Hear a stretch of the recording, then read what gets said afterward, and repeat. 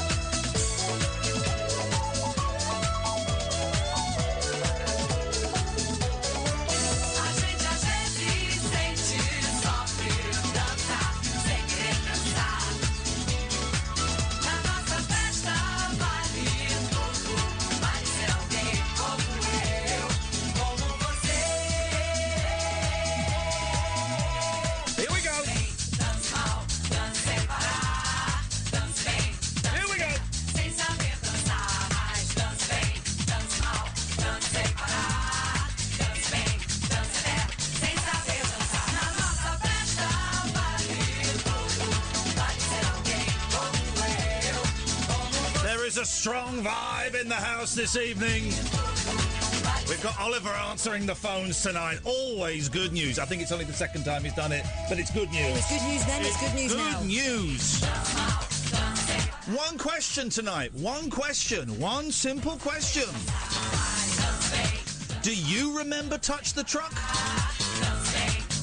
0344 499 1000. This is the Late Night Alternative with Iain and Kath. Asking, do you remember Touch the Truck?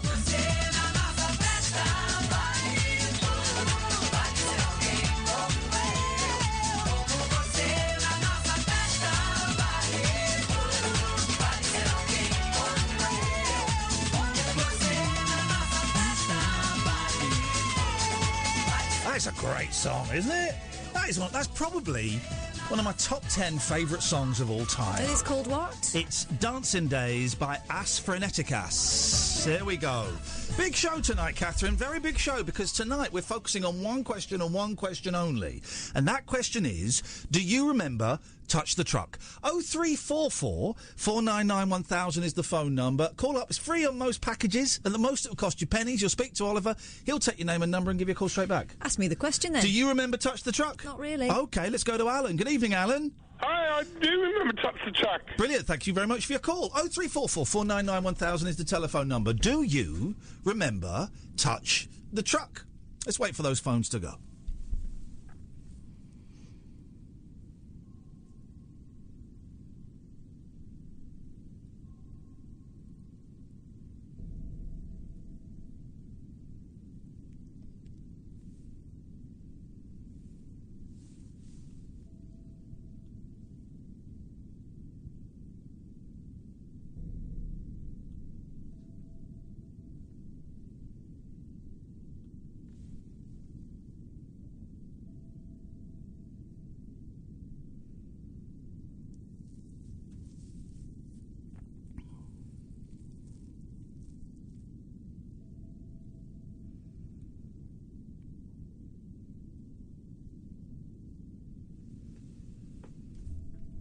I'll take that. Hello, line 1. Do you remember Touch the Truck? Yes. Thanks very much for your call.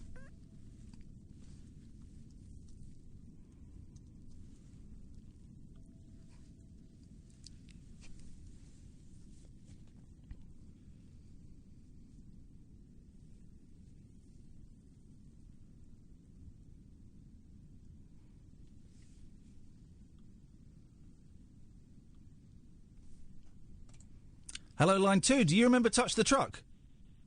Yes, I do. Thank you very much. Let's go to line 3. Line 3, do you remember Touch the Truck? No. Thanks very much for your call. 03444991000. Do you remember Touch the Truck? Line 1, do you remember Touch the Truck? I don't know. Thanks very much.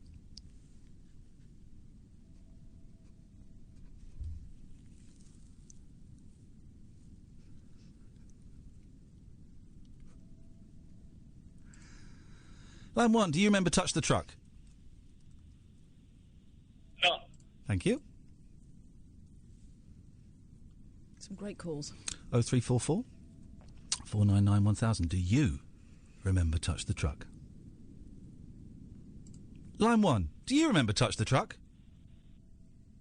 No, sorry. Thank you. Let's go to line 1. Line 1, do you remember Touch the Truck? No, I don't remember. Thank you. Let's go to line 1. Line 1, do you remember Touch the Truck? No. Have you called in before about this, line 1? Yes. Is this the third time you've called in? No. Thanks for your call.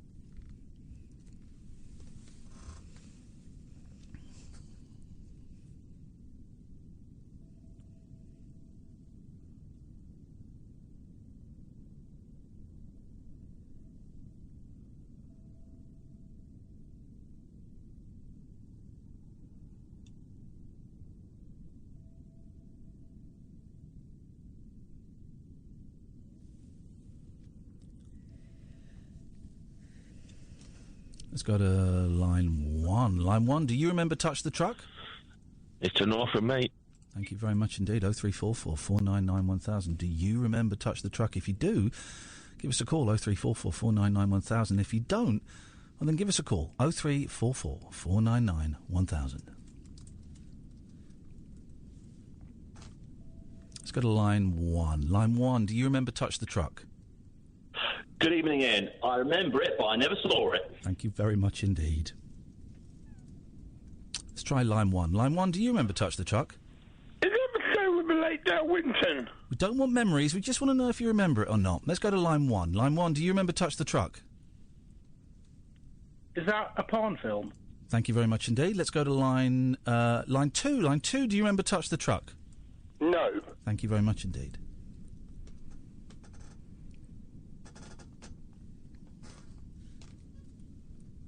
Let's try line 1. Line 1, do you remember Touch the Truck? Oh, I love anything that's for you. Thank you. Let's go to line 2. Line 2, do you remember Touch the Truck? Yes, I do. Thank you. Great call. Line 1, do you remember Touch the Truck? With the late Dale Winton. Don't want memories. Could you turn your radio off, please, line 1? You remember Touch the Truck? We'll wait. Is that... Thank you very much. While we're waiting, we'll go to line 2. Line 2, do you remember Touch the Truck? No deal. Going for a no deal. Sorry? Sorry? No deal. Does that mean no, you don't remember Touch the Truck? That's right. I negotiate. I don't remember it. OK, thank you very much. Line 1, do you remember Touch the Truck? Nope. Thank you. Let's go to line 2. Line 2, do you remember Touch the Truck? There's 20 contestants. There's one truck. There are 2 rules. 1, you must touch the truck at all. Let's go to line 1. Line 1, do you remember Touch the Truck? I certainly do. Thank you very much. Line 1's very busy tonight. Let's go to it again and ask line 1, do you remember Touch the Truck? Why are you asking a question, Ian? I'm asking the questions here. Do you remember it, yes or no? Yes. Thank you. Line 1, do you remember Touch the Truck? Yes. I do. Thank you. Line 1 seeing all the action tonight. Let's go to line 1 again and ask, do you remember Touch the Truck? You're not touching my truck. Thank you. Remind me, Catherine, do you remember it or not? Not really, no. Okay. Line 1, do you remember Touch the Truck? I do remember Touch the Truck. Thank you. Some good memories there. Let's try line 1. Line 1, do you remember Touch the Truck? No, I don't. I fell asleep. Thank you.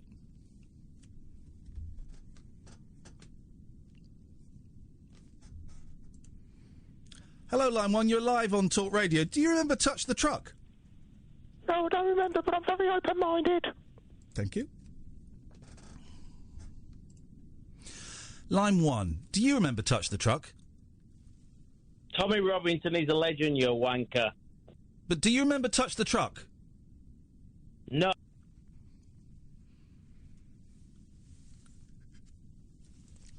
Line 1, do you remember Touch the Truck? Yeah, indeed. Thank you.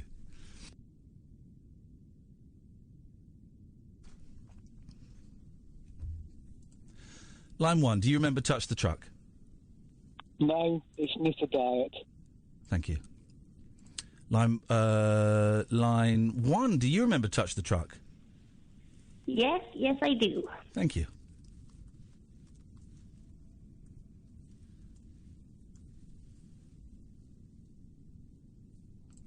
Hello, line 1, you're live on the wireless. Do you remember Touch the Truck?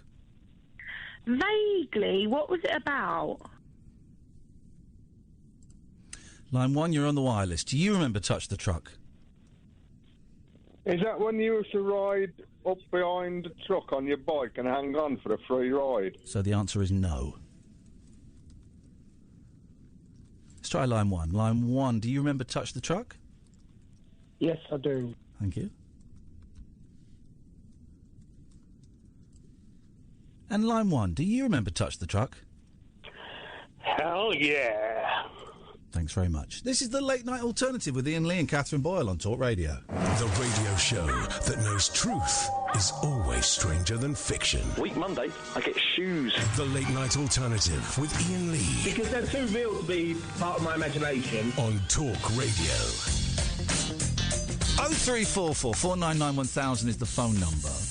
Here's what I'd really like to do tonight, right? And I don't think this has ever been done on British radio before.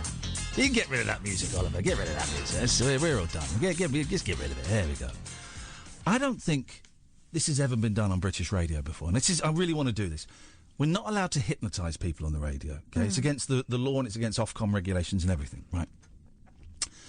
I don't think, and I'm prepared to be proven wrong, but I don't think it's illegal or against Ofcom regulations to cast a spell live on the radio. So tonight, I was thinking about this a lot today, I'd really like to cast a spell. Not a bad spell, if that's what you're thinking. Not a bad spell. Not like, I hope... Turn into a frog or something. Or your dick drops off. I haven't got a dick. It worked!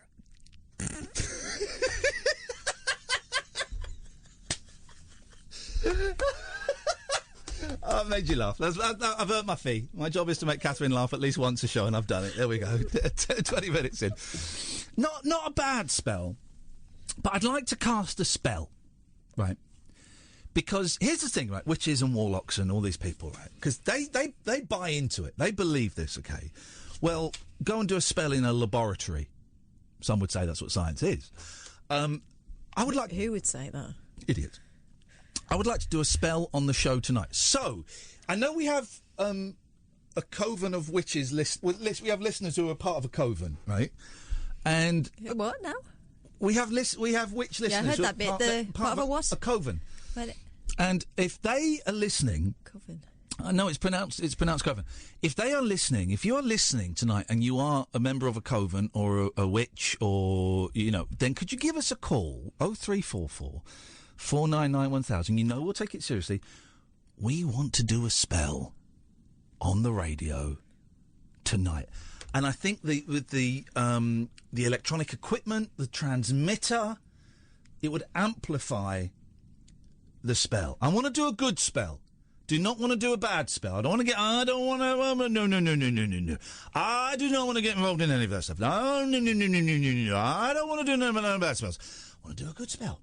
So if anyone can help us, otherwise we'll just Google it. Haven't got any chicken's blood. Got hair out of a brush. Haven't got any hair out of a brush. We might have a virgin, but we need... we're in. Okay, good. Then we need... we haven't got any candles. We can't light anything. We haven't got any crystals with the... So we haven't got any tools. I wouldn't say that. I totally get your point, and you're being rude about me, and that's disrespectful. But do you know what? I'm in such a positive frame of mind tonight. I'm just going to let that one slide. So we haven't got any of the tools that one might require to do magic. So if there is a magic spell, a cantation, a chant, a prayer, if there's something we can do that can... Because what spells are, Katherine, I don't know if you know this, I've been researching this today. What spells do... Where? Sorry? Where have you been researching it? British Library? No, I was at home.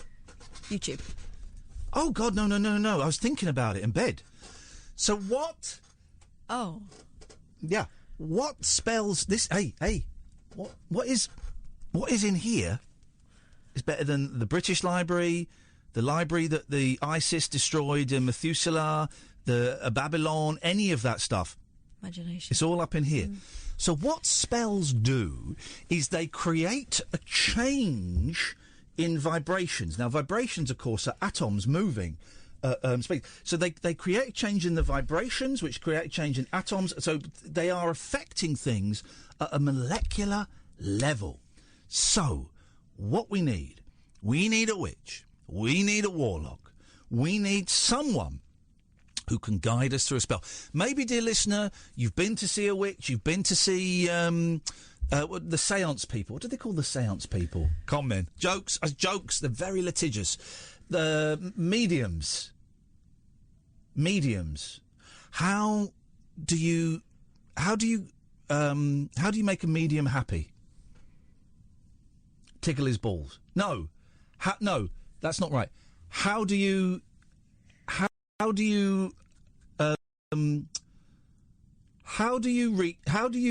get a happy medium? You tickle his balls with consent. Yeah, I was going to say with consent. 2019, mate. With consent.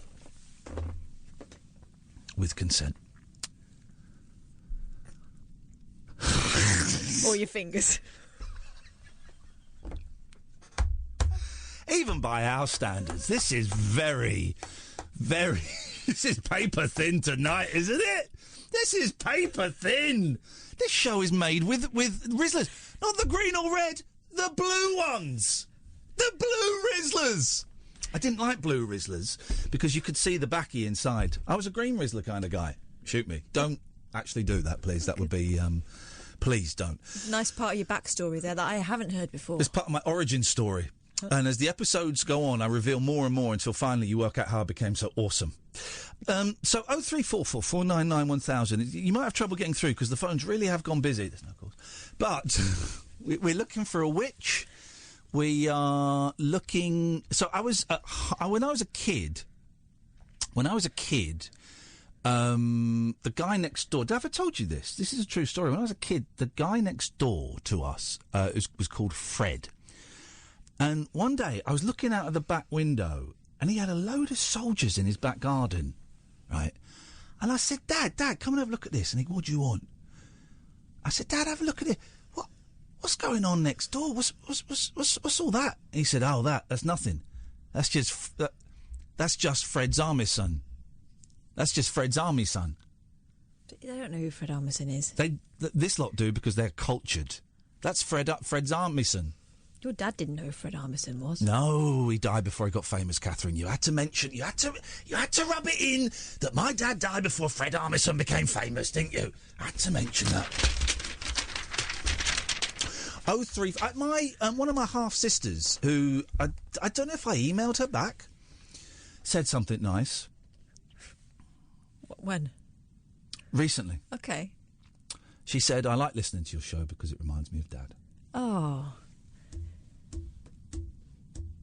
And I've just spoiled that bit. I'm really sorry. Yep. To your half-sister. Yep. You have... Sorry, everyone. Yep, there you go.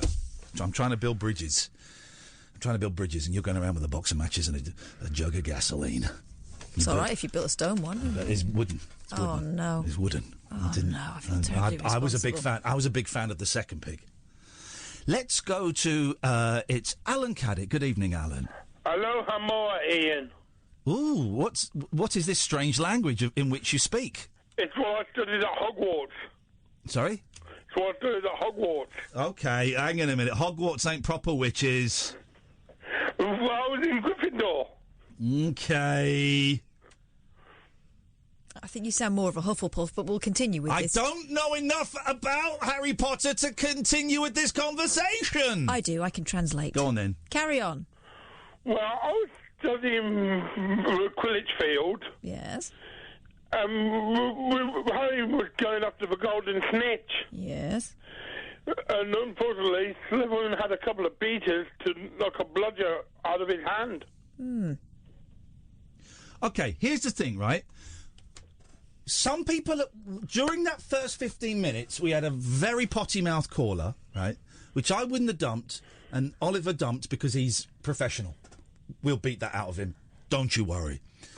Now, so that shouldn't have been broadcast. No, but apparently it was. Now, some people are saying it was broadcast, and others are not so sure.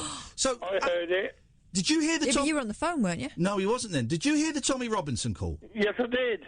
How are you listening? Well, this is what we need to work out, because we had this... I tell you, we had this problem at LBC once. This is so true. When we did a straight-to-air show, someone phoned up and went, you are a C. Call me a C 6 times, right? And we dumped it, right? The W-bomb was dropped. Please shut up. So we dumped the C. This is at LBC. We dumped it. And we're like, whoa.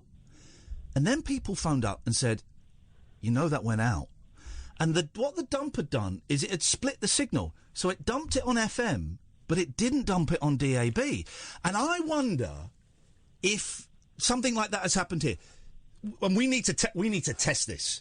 So, Alan, how were you listening to the show de la radio stazione? I was listening through my Amazon Fire Stick online. He's listening through a stick. Wow, this guy really is a Gryffindor. He knows his Quidditch. Okay, so the people on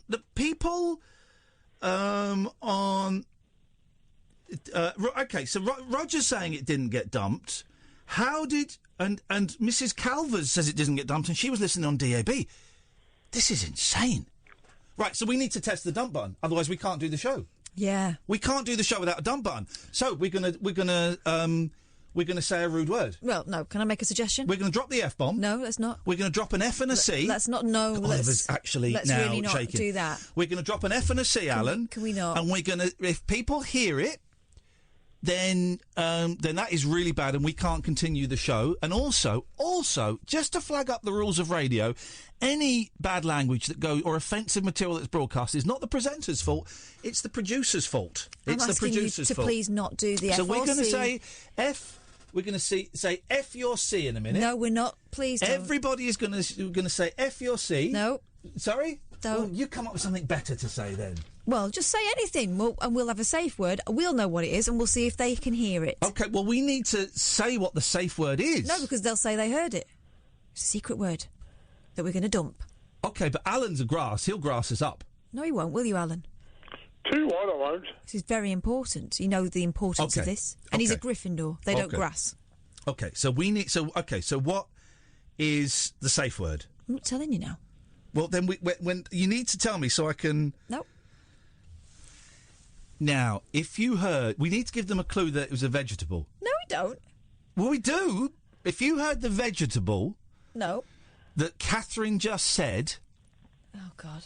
They can hear it. OK, well, we need to say Can you not safe word is. do that? Hang on, we'll hear it. Leave it on, Alan. Your grass is up. No, you won't, will you, Alan? Too what, I won't. Ooh, Very important. Here we go. You know the importance of this. And he's a Gryffindor. They don't grass. OK, so we need to... OK, so what is the safe word? I'm not telling you now. Well, then when you need to tell me so I can... No. You're really quite annoying human being. But I can rise above that. It was a vegetable. It works! Right, so what we can Turn deduce it off is now, Alan. Oliver muffed up. No, because the light flashed, so maybe your dump button doesn't work. So, we need to do another test. Right. So, Katherine is going to say the safe word again, Oliver, and then you're going to press your dump button. Ready? Okay, turn the radio on, Alan. Okay, so we need to... Okay, so what... This is great. Is the safe word? I'm telling you now. Well, then when you need to tell me so I can... Hang on. This is very old. Really quite annoying now. This is the first one. This is the first one. It works! Right. What we can Turn it off now, Alan. Oliver muffed up. No, because the light flashed, so maybe Really your quite annoying, actually, on air. We'll talk about that we later. need to do another test. Right. So, Katherine is going to say the safe word again, Oliver, and then you're going to press your dump button. Ready? Button? Turn the radio on, Alan. Button. Okay, so we need to... Okay, so what... This is... Oh. What is the safe word? I'm telling you now. No, we're going back in the loop. We're What's back in the happening? loop. Right, okay, this is not work. Alan, turn the radio off for a second. Okay.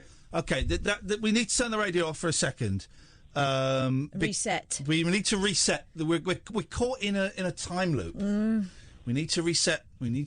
So just keep the radio off for a bit. We need to let that flush itself out of the system.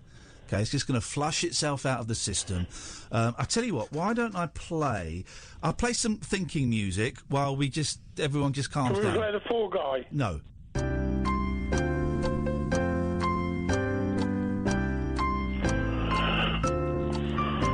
Quiet thinking, Alan.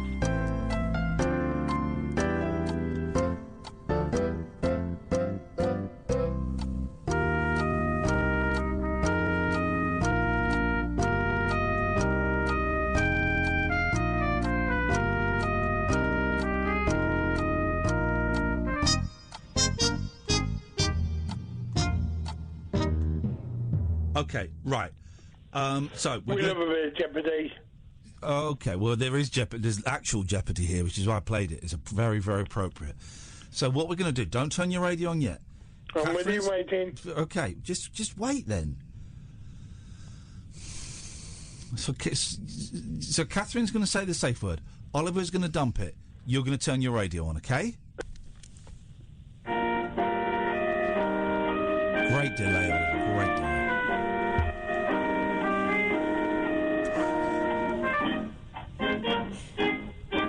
Here we go. Okay, right. So... We love a bit of Jeopardy.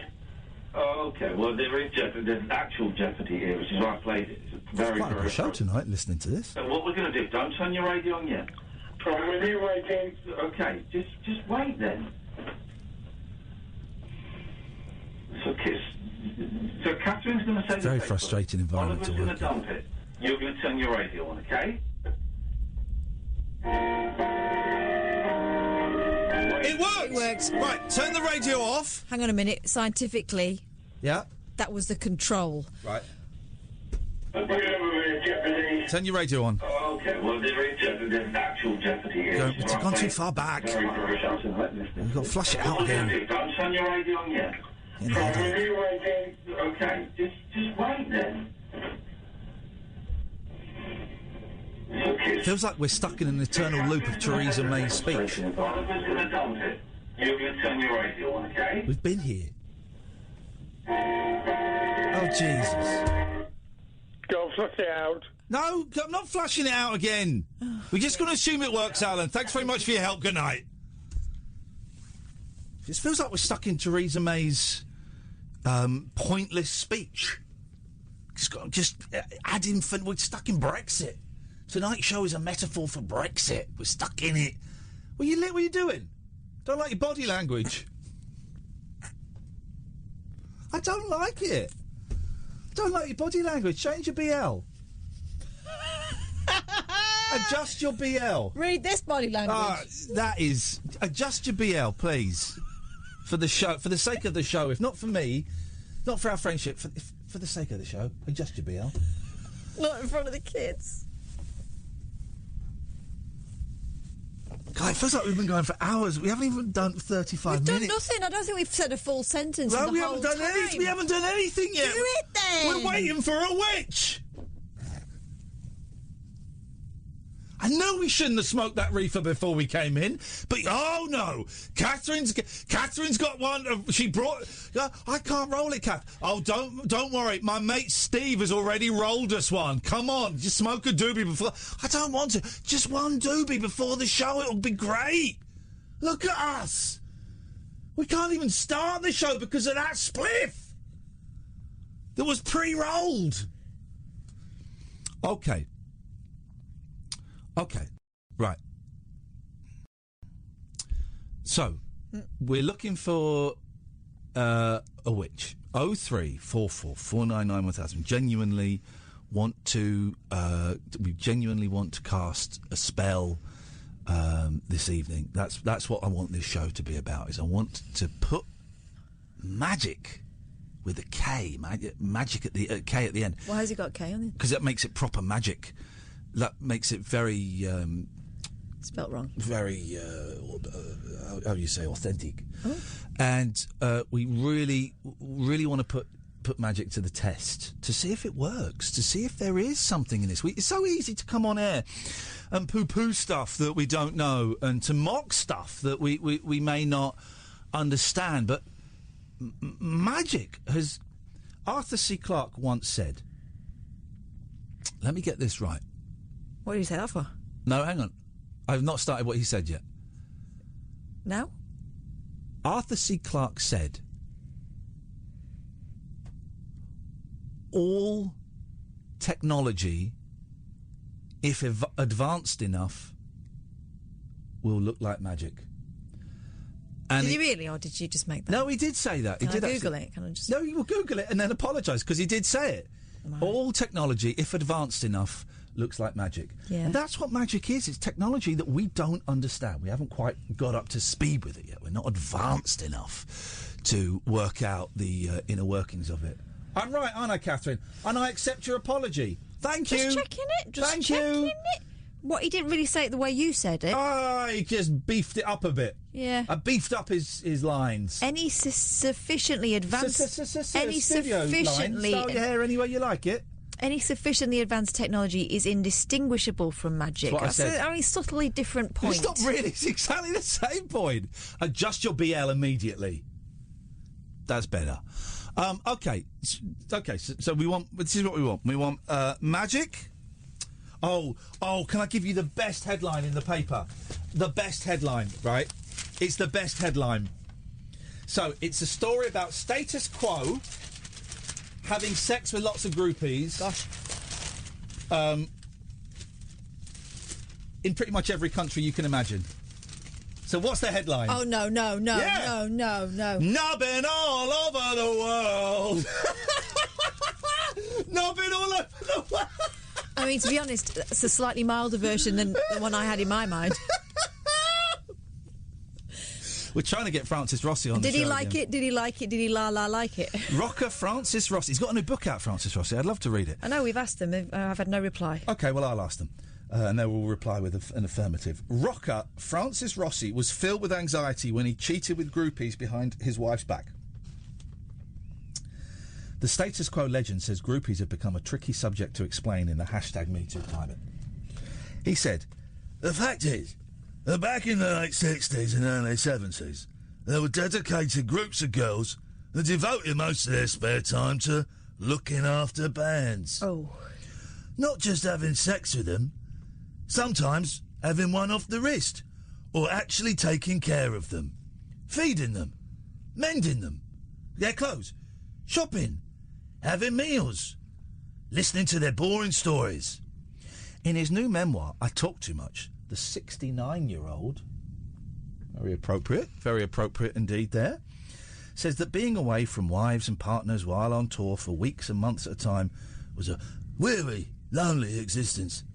Francis said, "This is where the groupies came in, and that's where I came in." He added, "As a singer, I'd gotten used to getting the best-looking girl back to my room, but the whole thing would fill me with anxiety." So, not actually a very pleasant story, but a fun headline there. I think you'll agree. I really want to see, and I might watch it this weekend, actually, the Status Quo film, Bona Rossi. Was it called Bona Quo? It's called Bona... Stop saying Bona. Bona Quo. Bola Quo. Thank you very much. Not Quo Bona. Bola Quo. You know, if you do something for free, pro bono, I thought it might be. Bola Quo. Why is it called that? Well, it's because it's set in Mexico. And they have an adventure, and I'd like to see it. So, there you go. 0344 499 1000. This is Talk Radio.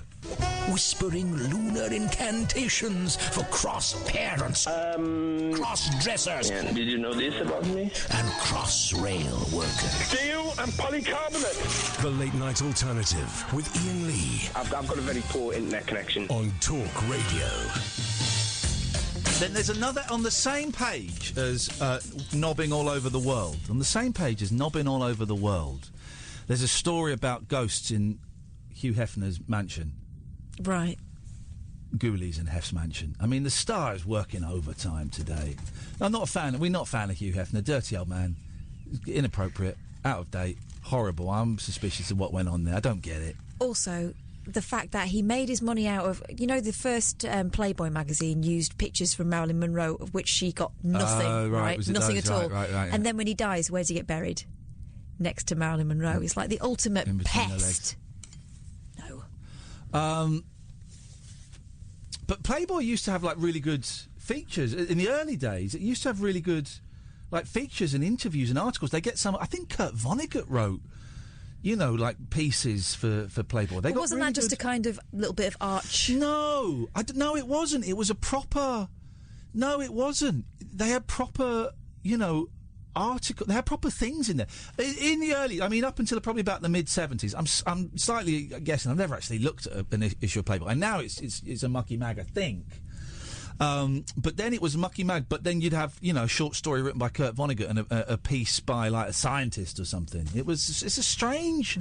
Because, hey, listen, when I finished jerking off, I like to read what's going on in the world, and I don't want to take 2 mags into the bathroom. No, I just take 1, and when I've finished, I'll read the article. Gosh. Again, lovely little bit more of a piece of your backstory. Yeah, someone on Digital Spy complained that I talk about masturbation too much.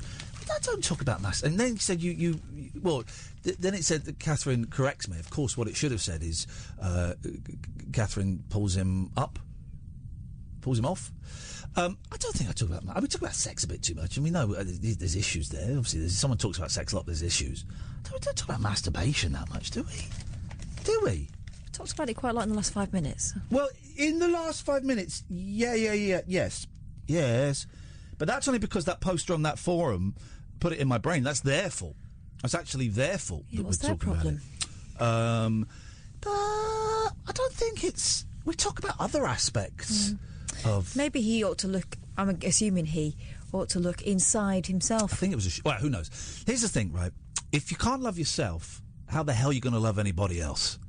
That's my philosophy. If you love yourself too much, you haven't got time to love anyone else. It'll drop off. Yeah. 0344 499. Just to say, we've had more phone calls in this hour than we normally get in a whole show. Right? We've had about 2 shows worth of phone calls in this hour, and we haven't had a phone call for 20 minutes. Doesn't that tell you something? Yeah. Doesn't that tell you something about the stats? Can I just recap the phone calls though? What we've had so far. Yes. No. Yes. Something about Tommy Robinson. Yes. No. I think so. Yes. Okay. Yes. Okay. Yes. Yeah. Yeah. There we go. Yes. Okay. No. Please. No. Stop. Yes. That's it. Yes. Okay. Yes. Okay. Yes. Oh, Jesus. Yes. Just let her finish it. Yes. She won't stop now. Yes. When she's done. No. Someone who missed the point. Yes.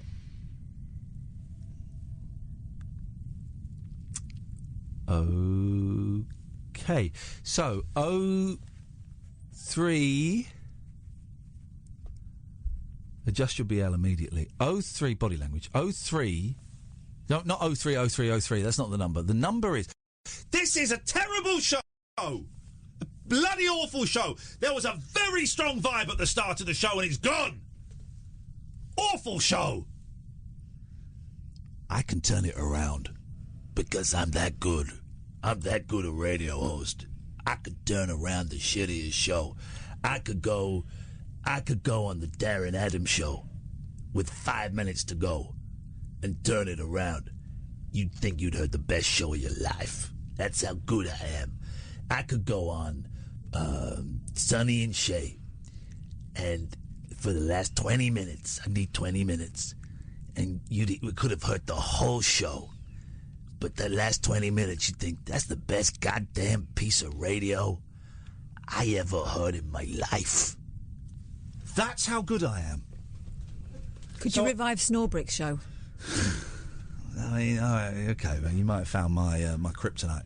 But I'm tempted to let the show dip even lower before I bring it up, just to show you how good I am. Yeah, to flex that muscle.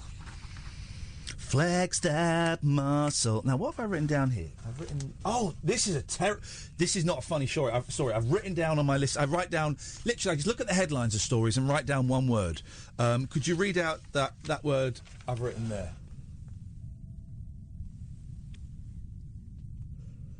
J-punk. Spunk. Now, and that makes it sound like a light-hearted story. What's J-punk? Japanese punk.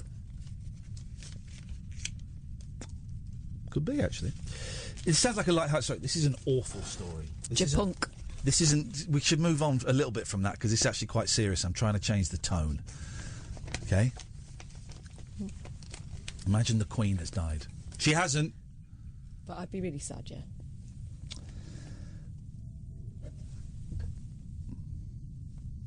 It's funny you spat that out, because listen to this.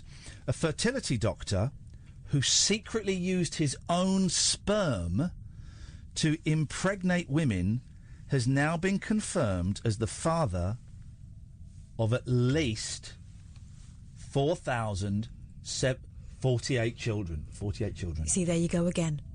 What? Talking about that.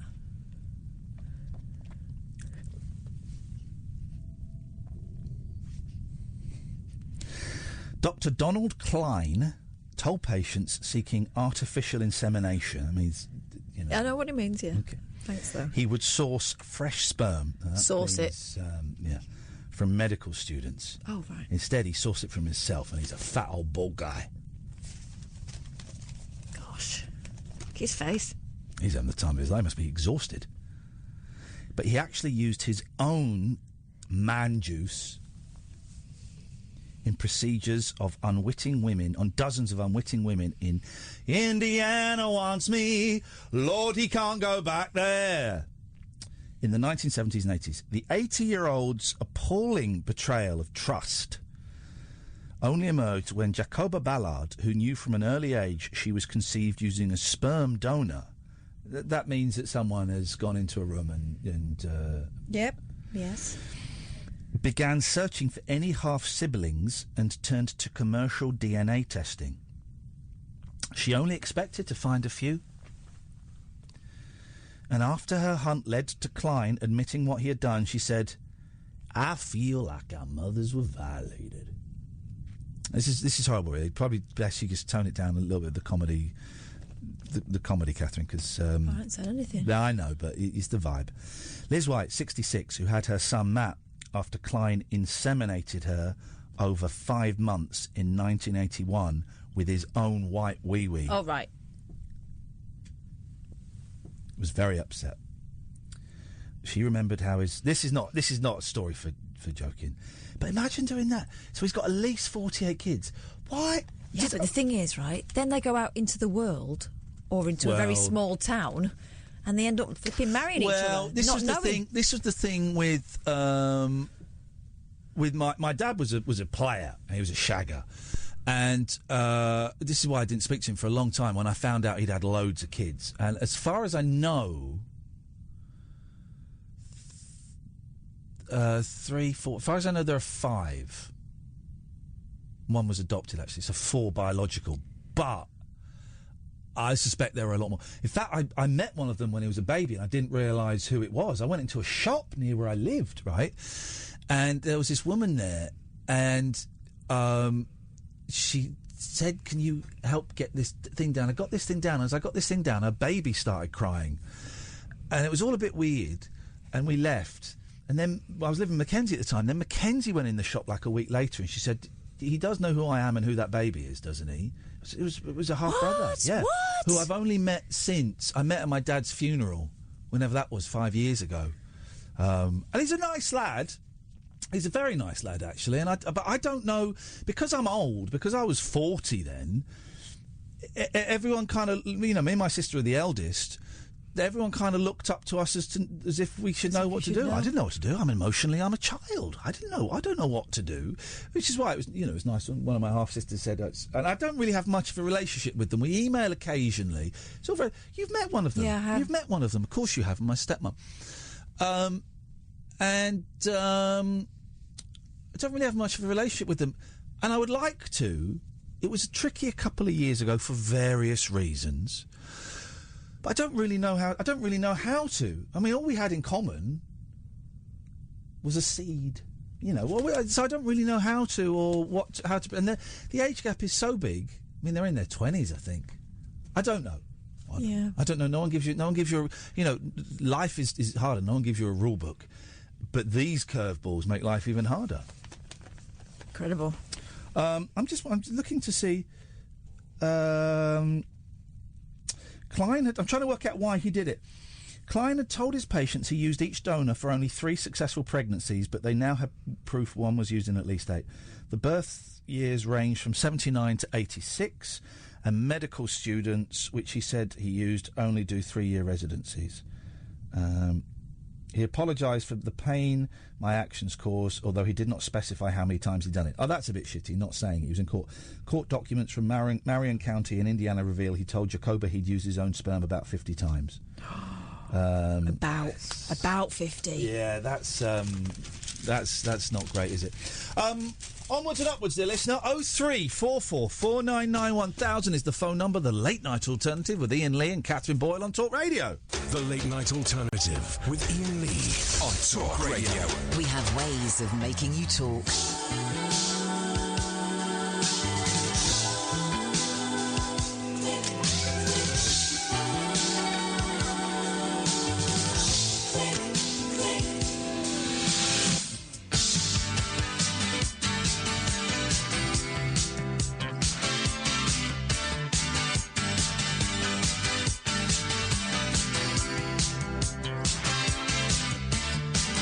I've been checking you up, I've been tracking you down.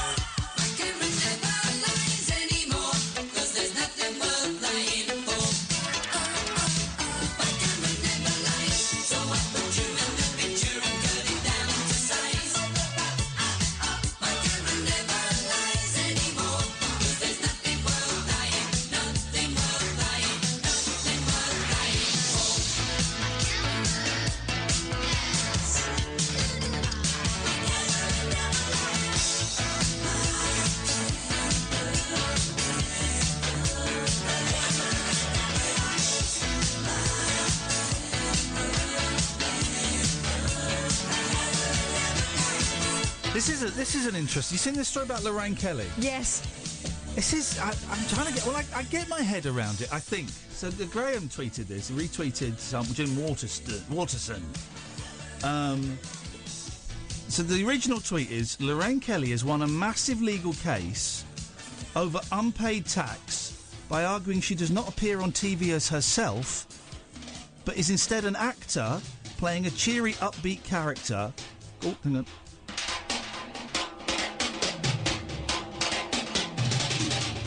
Thank you.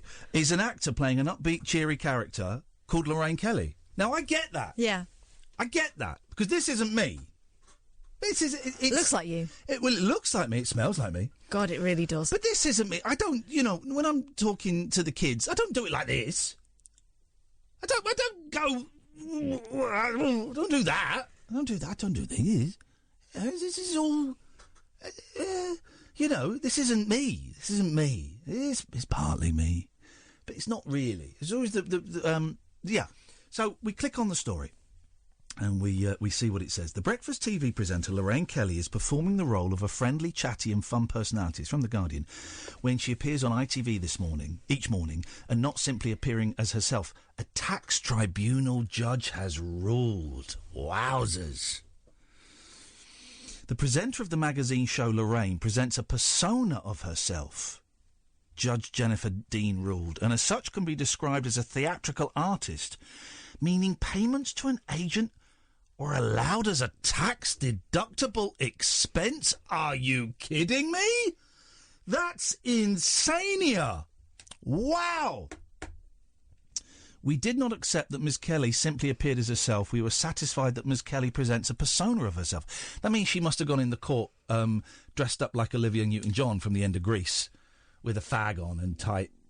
Sorry? And tight pants on. Tell me about it, stud. We should make clear that we do not doubt that Ms. Kelly is an entertaining lady. But the point is that for the time Ms. Kelly is contracted to perform live on air, she is public Lorraine Kelly. She may not like the guests she interviews. She may not like the food she eats. She may not like the film she viewed, but that is where the performance lies. The remarks come in a ruling by the first-tier tax tribunal into a successful appeal by Kelly against a £1.2 million tax and national insurance bill. The TV presenter received the bill as part of the revenue's crackdown on personal services companies used by a host of stars. I'm not getting involved in that. I'm not getting involved. I pay my tax. I claim my petrol back. That's it. That is it. This time the judge decided the relationship between Ms. Kelly and ITV was... although the tribunal... this led to a discussion of Kelly's role as a presenter and whether she can be considered a theatrical artist. The judge said that watching clips of Kelly's work gave us a clear impression of the tenor of the programmes and that they could not be viewed as current affairs shows. In her evidence, Kelly had also drawn a distinct... What a great lawyer. Kelly had also... get with money. Yeah, drawn a distinction between her role and that of Jeremy Paxman on Newsnight and pointed out that her programme was taken off the air whenever a news story broke. So is ours! Excellent. So is ours taken off the air when a news story breaks! Oh, we could be quids in here, cats! This is great! Goes on, and it's a bit boring. Right. But interesting loophole. I've got something in my throat now. You give me the water while you talk to Trevor. Hello, Trevor. Hello there. I would just like to say to Iain, do you think Daft Lemmy should be cancelled? Do I think what? Do you think Daft Lemmy should be cancelled? He's racist. Well, hang on. Has Daft Lemmy been called out yet? Well, I'd like to think so. It's nothing but racism on his profile. OK, but has he been called out yet? He needs to be called out before he can be cancelled. Do you know the natural order of things, I'd like to think you'd call him out. I'm not prepared to call him out. I'm going to assassinate him when he comes to London. Well, that's good enough. OK, thanks very much for your call. SJW there. Lemmy made me laugh a lot today on his stream. He made me laugh a lot. He told a great story about Graham Linehan and Caitlin Moran and Pete Paphides. Oh, it was funny. Oh, it was What do you say about Caitlin Moran? He said Caitlin Moran was banging on about bullying online and on Twitter and how it should be stopped. And he's going, here's the thing. She once tweeted, if Daft Limmy doesn't stop having a go at my husband, he'll be pissing through a straw. She wanted to cut my genitals off. So he was going on about that. It's very funny. It's a true story. Very funny. And talking about how he didn't really get on with Graham Linehan and he was a bit weird, and then he kind of waded into he waded in on Katherine Moran's side. It's funny, man. Very, very funny. Don't forget, guys, I'm back on Twitch, and we're getting some great viewing figures. Great figures. Some awesome content. Well, yeah. We had 22 people watching me this afternoon. My goodness. It was incredible. So if you want to join me on Twitch, Iain Lee, twitch.tv/Iain Lee. Not doing it for numbers at the moment. I'm doing it just to find my digital voice. Please don't laugh. But if you want to subscribe, if you've got Amazon Prime, you subscribe, it's free. So I'm doing that. Twitch.tv/Iain Lee. I'm also doing, and this is on Periscope for the moment, but it will go to Twitch soon. When I get home at night, 2:30 in the morning, thence about 25 past 2:30, we do a nice little live, gentle, lovely, peaceful, zen live video stream called the Late Night Chit Chat Club. Is that what I call it? Late night. I might copyright Late Night. Or trademark, but patent pending. The Late Night Chit Chat Club with Iain Lee.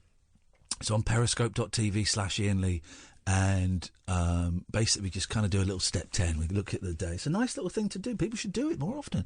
Look at the day, what your role in it. What did you do? What could you have done better? What do you need to make amends to anybody? How could you do? What could you do for tomorrow? Everything I said I was going to do for today, I did it.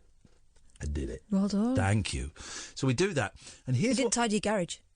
No, but I spent 10 minutes in the garage going through things and looking at pictures, looking at old pictures and seeing if the Wi-Fi works. So that was kind of part of the thing. So it was actually part of the thing there. And tonight what we're going to do at 2:30, on Periscope you can now take calls. We're going to take calls. You see my cats being fed. You see all three of my cats, all of my little girls. You see me, I'm in bed, I'm clothed, I'm in bed. You get me listening to the radio. And tonight we're going to take calls. 2:30. We're going to do a few more of these on Periscope, then we're going to move to Twitch. So everybody's eventually got to come over to Twitch. That's what I'm saying. But yeah, no, I tested the because I wanted to turn the garage into a bit of a studio. I want to put up a green screen. And I tested the Wi-Fi. Works perfect in there, so I can stream some stuff in there. Just need to tidy it now, start streaming stuff. But I found loads of pictures in there from back in the day. Found loads of press from when I first started on telly. Loads of press. And I found the book that me and Mackenzie Crook used to write routines and jokes in. We had one gag for an Edinburgh show that got 4 stars. I posted some of those reviews online. The Bootleg Beatles got 4 stars. The Diary of Anne Frank Spencer. Now. Oh, my God. Now. This was 20 years ago. Different times. Different times. None of it above it. Different times. Closer to when Anne Frank was alive, though. Well, exactly. We saw it as a tribute to her, but I can understand now, with age, how some people could find that offensive. And if I've in any way caused any offence, I apologise. I'm just using it as the first thing that sprang to mind. So there's going to be some great content coming from that garage. What am I doing next week? If I don't have a date in, do you know what I'm really thinking of doing, right? And I've been thinking this for a couple of weeks, but it's a lot of effort and commitment, and I can't be asked, right? But doing every morning from 10:30 for half an hour a live TV show from my garage, having guests. 10:30? Yeah. You'll be lucky. What do you mean? It'd be like this morning, who don't ask me on anymore. Not as early as Good Morning Britain, who don't ask me on anymore, and certainly not as early as Lorraine, who doesn't ask me on anymore. And this will be my 2 fingers. Stay there, James. Stay there, Nelly. This will be my 2 fingers up to ITV, who don't ask me on anymore. All right, sounds like a good idea. Or maybe about 11 then. I was going to say early. It's early, that. 11:30. But you do it. You commit to doing it half an hour every single day. Every single day. We have guests. I mean, you'd be very welcome to come round. It's a bit early for me, I was going to say. Okay. But we'd have guests. There's something in it. There's something in it. But it'll be a lot of work for absolutely zero reward. You're selling this to me Whereas now. Good Morning Britain was very little work for an incredible, a lot of reward each time you went on there. Wow. I mean, wowzers. What am I doing? So we're doing Luton this week, which is sold out.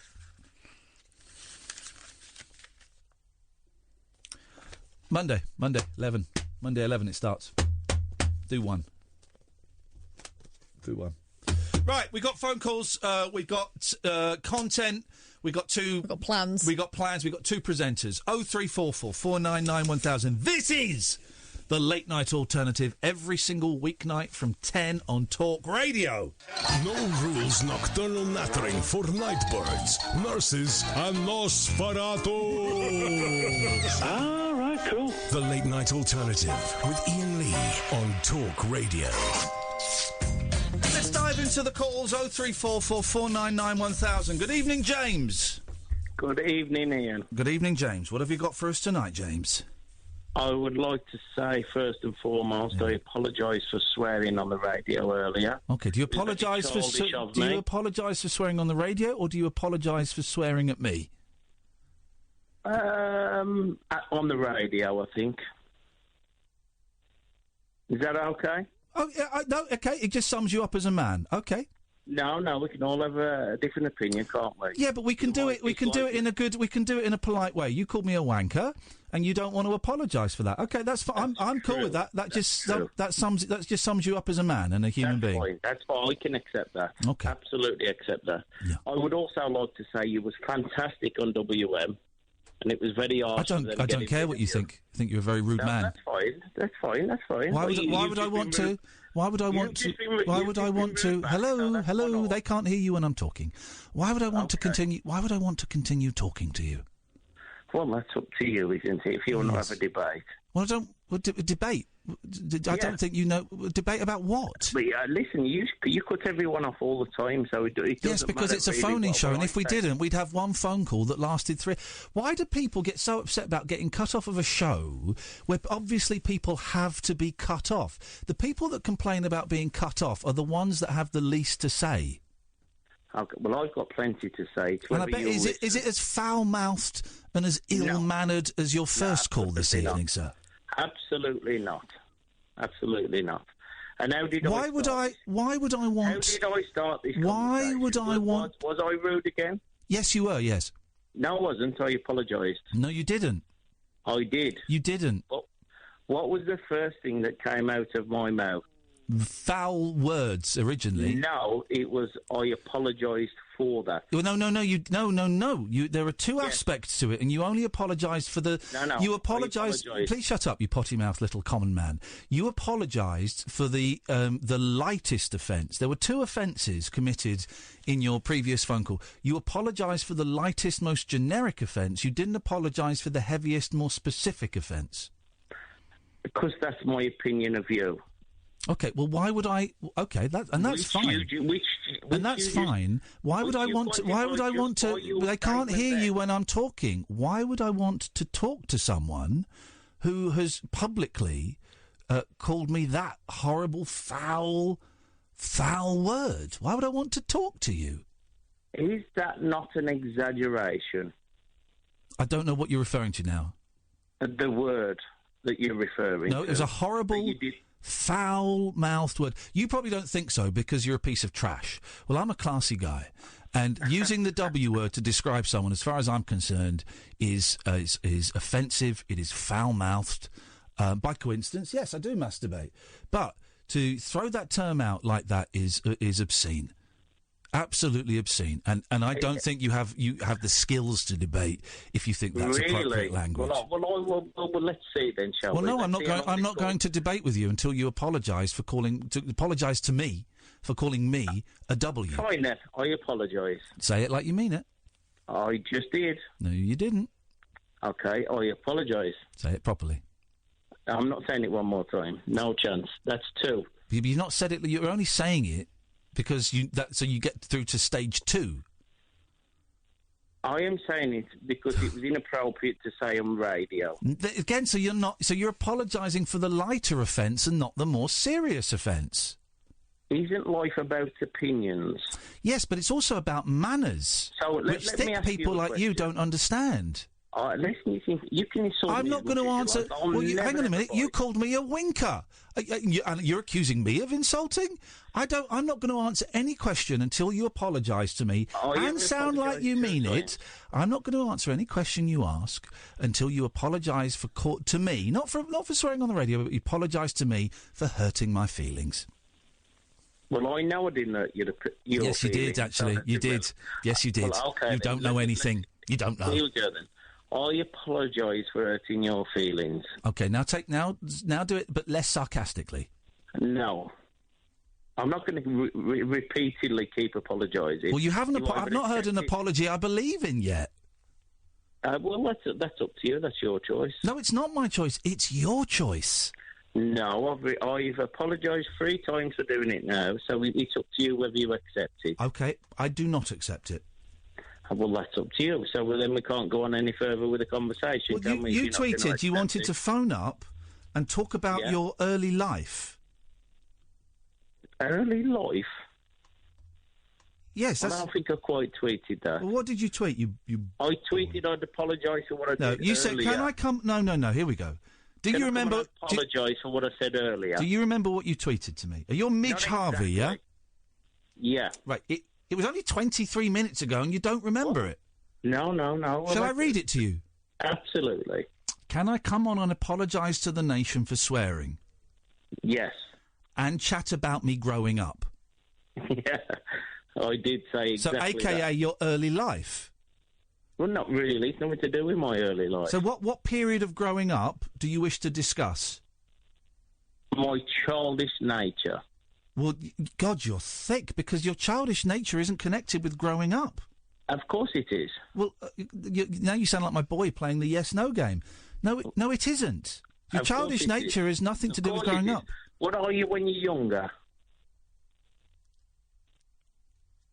A child. Right. So that's that. Right, so you want to talk about your when you were younger? I don't want to talk about that now. No. Well, but you've just said you want to talk about growing up. So which period of growing up do you wish to talk about, James? I don't want to talk about it now. We've spoke about that now. That's the end of that. Wow, that was a really well-informed debate. Gosh, I feel like I know so much more. Great debating, James. Thanks, man. Wonderful. That's wonderful. Great, yes. Right. So should we talk about other things, or are you just going to keep trying to ridicule me, which you're not God, going to do? God, listen, mate, I'm not trying to ridicule you. Well, you can think what you like. Thank you. I'm not trying to ridicule you, James, honestly. That's fine. Listen, I've listened to you for hundreds and hundreds of hours, so I understand the way you work. It's not a problem. So, Tommy Robinson, are you willing to debate about it or not? No, because I don't want to give that scumbag, right-wing, racist shit any publicity on my show.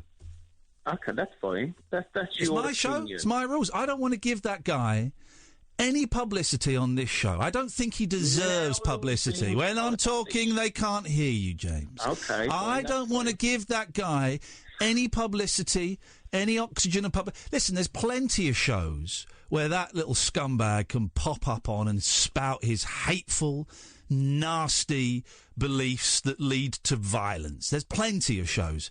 This show ain't one of them. So what else would you like to talk about? I would not like to talk about anything else. Okay, well, James, thank you very much for your call. I appreciate it. Let's go to Nelly. Good evening, Nelly. Good evening, Ian. Good evening, Katherine. He was a lovely guy, wasn't he? But what you got for us, Nelly? I would have liked to have debated with him because he sounds like... Okay, well, you go and get your own radio show and you talk to him on there. What would you like to say, Nelly? Well, it was nice to hear Bucks Fizz at the start of the show. Always nice to hear Bucks Fizz, one of the greatest pop groups ever. Yeah, I think Cheryl Baker was one of my first crushes. Well, Cheryl Baker, in the video for Land of Make Believe, when she's wearing that tinfoil dress with the cuts at the side, my word. My word. What a talented performer. I think it was her and Josie Lawrence who were my early crushes. Yeah, do you know what? I heard Josie Lawrence on the radio. I had a big old crush on Josie Lawrence, actually, when I was about 14, and she was doing... Whose Line Is It Anyway? Big old crush on Josie Lawrence. Yeah, very... partly it's the funny thing, very funny, also very, very beautiful, very, very lovely lady, yes. Yeah. So, as the late night alternative quiz correspondent... Here we go, yep. I thought I'd come at you with a quiz question that was... said at the quiz over the weekend I was at. Okay. Just one question. Fine. And I've also got another one after that if you want to do it. But this question, brilliant. The question is this: you have to try and give the nearest estimate you can to what the answer is. Okay. The nearest estimate to what the answer is. Okay, that sounds fair enough. So the question is, as an estimate, the Population Reference Bureau, have said, how many people have ever died in the world? Oh, now I've heard this question before. This is kind of a famous kind of question.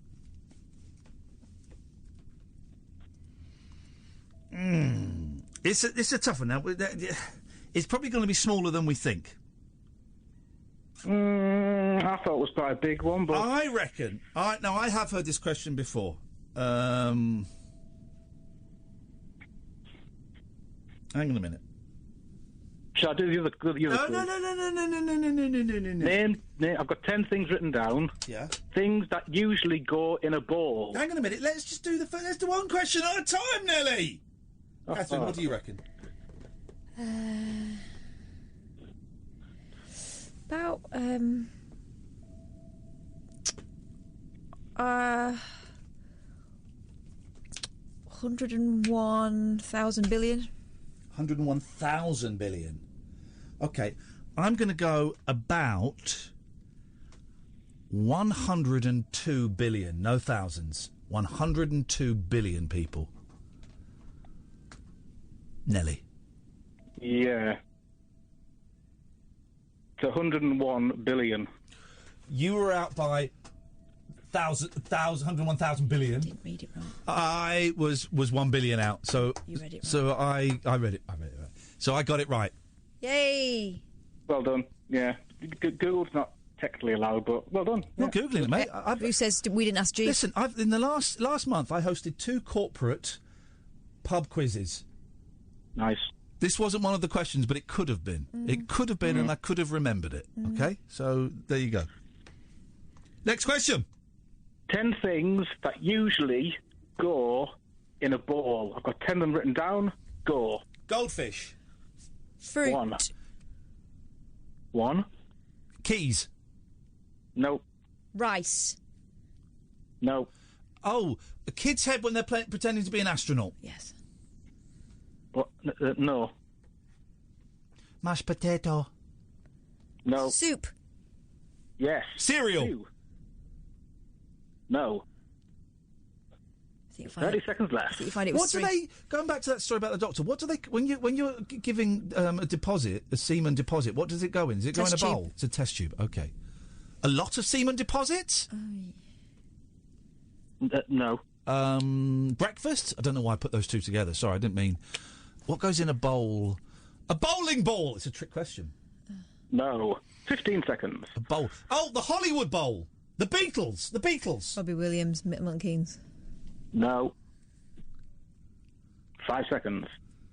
We've only got. We can get 8 in the last 5 seconds. We can do it. You only need 7. Got 3 already. No, I think we only got 2. 3. Was it 2 or 3? 3. Time must be up. You got soup and goldfish. That's 2. No, and we also got fruit. Fruit didn't So count. you're incorrect. You said it was. No, he didn't. He didn't. He didn't. Oh, I I don't respect your authority, This Nelly. is why I won't do a pub quiz with this woman. Let's don't have go to pubs, isn't Hang on a minute. Hang on a minute. Where did you get these answers from? Who's telling us what we can and what we can't put in bowls? In bowls. Where are these answers from? Again, there are a lot of things you can put in bowls. I've just got 10 things written down that random. usually go in bowls. 10 things that you've written down? That usually go in bowls. Thanks for your call, Nelly. Unbelievable. Bowl bigot.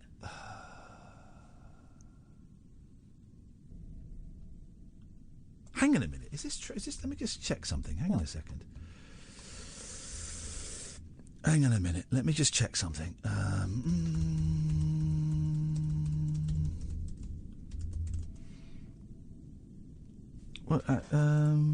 Oh, it says different thing. Okay. Let's do have we done the trail? Let's do the trail. After hours amusement for anarchists, air hostesses and jet-lagged Antipodeans. G'day, coppers. Can I crash on your floor? The Late Night Alternative with Iain Lee on Talk Radio. That guy that it was thoroughly unpleasant is trying to own me on Twitter. You'll get one like for that if he's looking. That's why you're playing to an audience of 50. Dude, you've been listening to me, as you said, for hundreds of hours. And that tweet, as you say, got one like. Unlucky. Unlucky, mate. I've muted you now, dude, so you keep messaging me. You're welcome to call up any time you want. Just, here's the thing, right? Why would I want to engage with anyone who called me a winker and then wouldn't apologise for it? He apologised for saying it on the radio, but didn't apologise to me. So why would I want to engage? It's just manners. It's just manners. And your lot don't seem to have many manners. Hey, by the way, dude, it's just free speech. I'm exercising my free speech with what I said. If you don't like it, well then, why don't you go back and live in Islamistan? Let's go to Jerry. Good evening, Jerry. Washing up goes in a bowl. Sorry? Washing up. Don't encourage him, Jerry. But the thing is, that list was totally arbitrary. It was stuff. It was what 10 things has Nelly written down that go in a bowl. It doesn't. But this pointless. Of course, fruit should be on there. Fruit bowl. Fruit bowl. Pointless. Hollywood bowl. Hollywood should go in there. Oh, Super Bowl. Super Bowl. I got an idea of Nigel last night. Sorry? Nigel last night told me he was upset. Yes. Yeah, no. So he started singing. Yeah. Can we get together? Give him a record. No. It's a ridiculous idea. That doesn't like cheer him up. You do it. Everybody. Here's the thing. Everybody getting in touch saying, "Can we? Why don't you start a GoFundMe? Don't forget, you've got to get in touch with the. You go and do it. We're doing what we can. God damn. Everyone is going. Oh yeah, but there are loads of other people that haven't got a national radio station. You go and help them. We are doing what we can with the one person who reached out to us, right? We can't go and fix everyone, so let's not even help Nigel. We know it's terrible. It's terrible. But thanks for reminding us. It's a lousy situation. It's terrible because there are loads of people out there in Nigel's situation who haven't got a national radio show to shout for them. I know. It's tough. Does that mean we don't help one person because there are loads? No, of course not. But don't put it on us. You go and help them. You go out there and help them. No, just sound the idea. Just sound the idea. Yeah. Just what? You've just sent Nigel an email? No. Cheese, mate. Cheese. What's going on, man? You're melting. Your batteries have run out. Another bad day. Why are you having a bad day? Hey, you coming to see our show on Sunday the 19th of May? Come and see our show, man. Stop being a misery guts. Come and see our show. Right.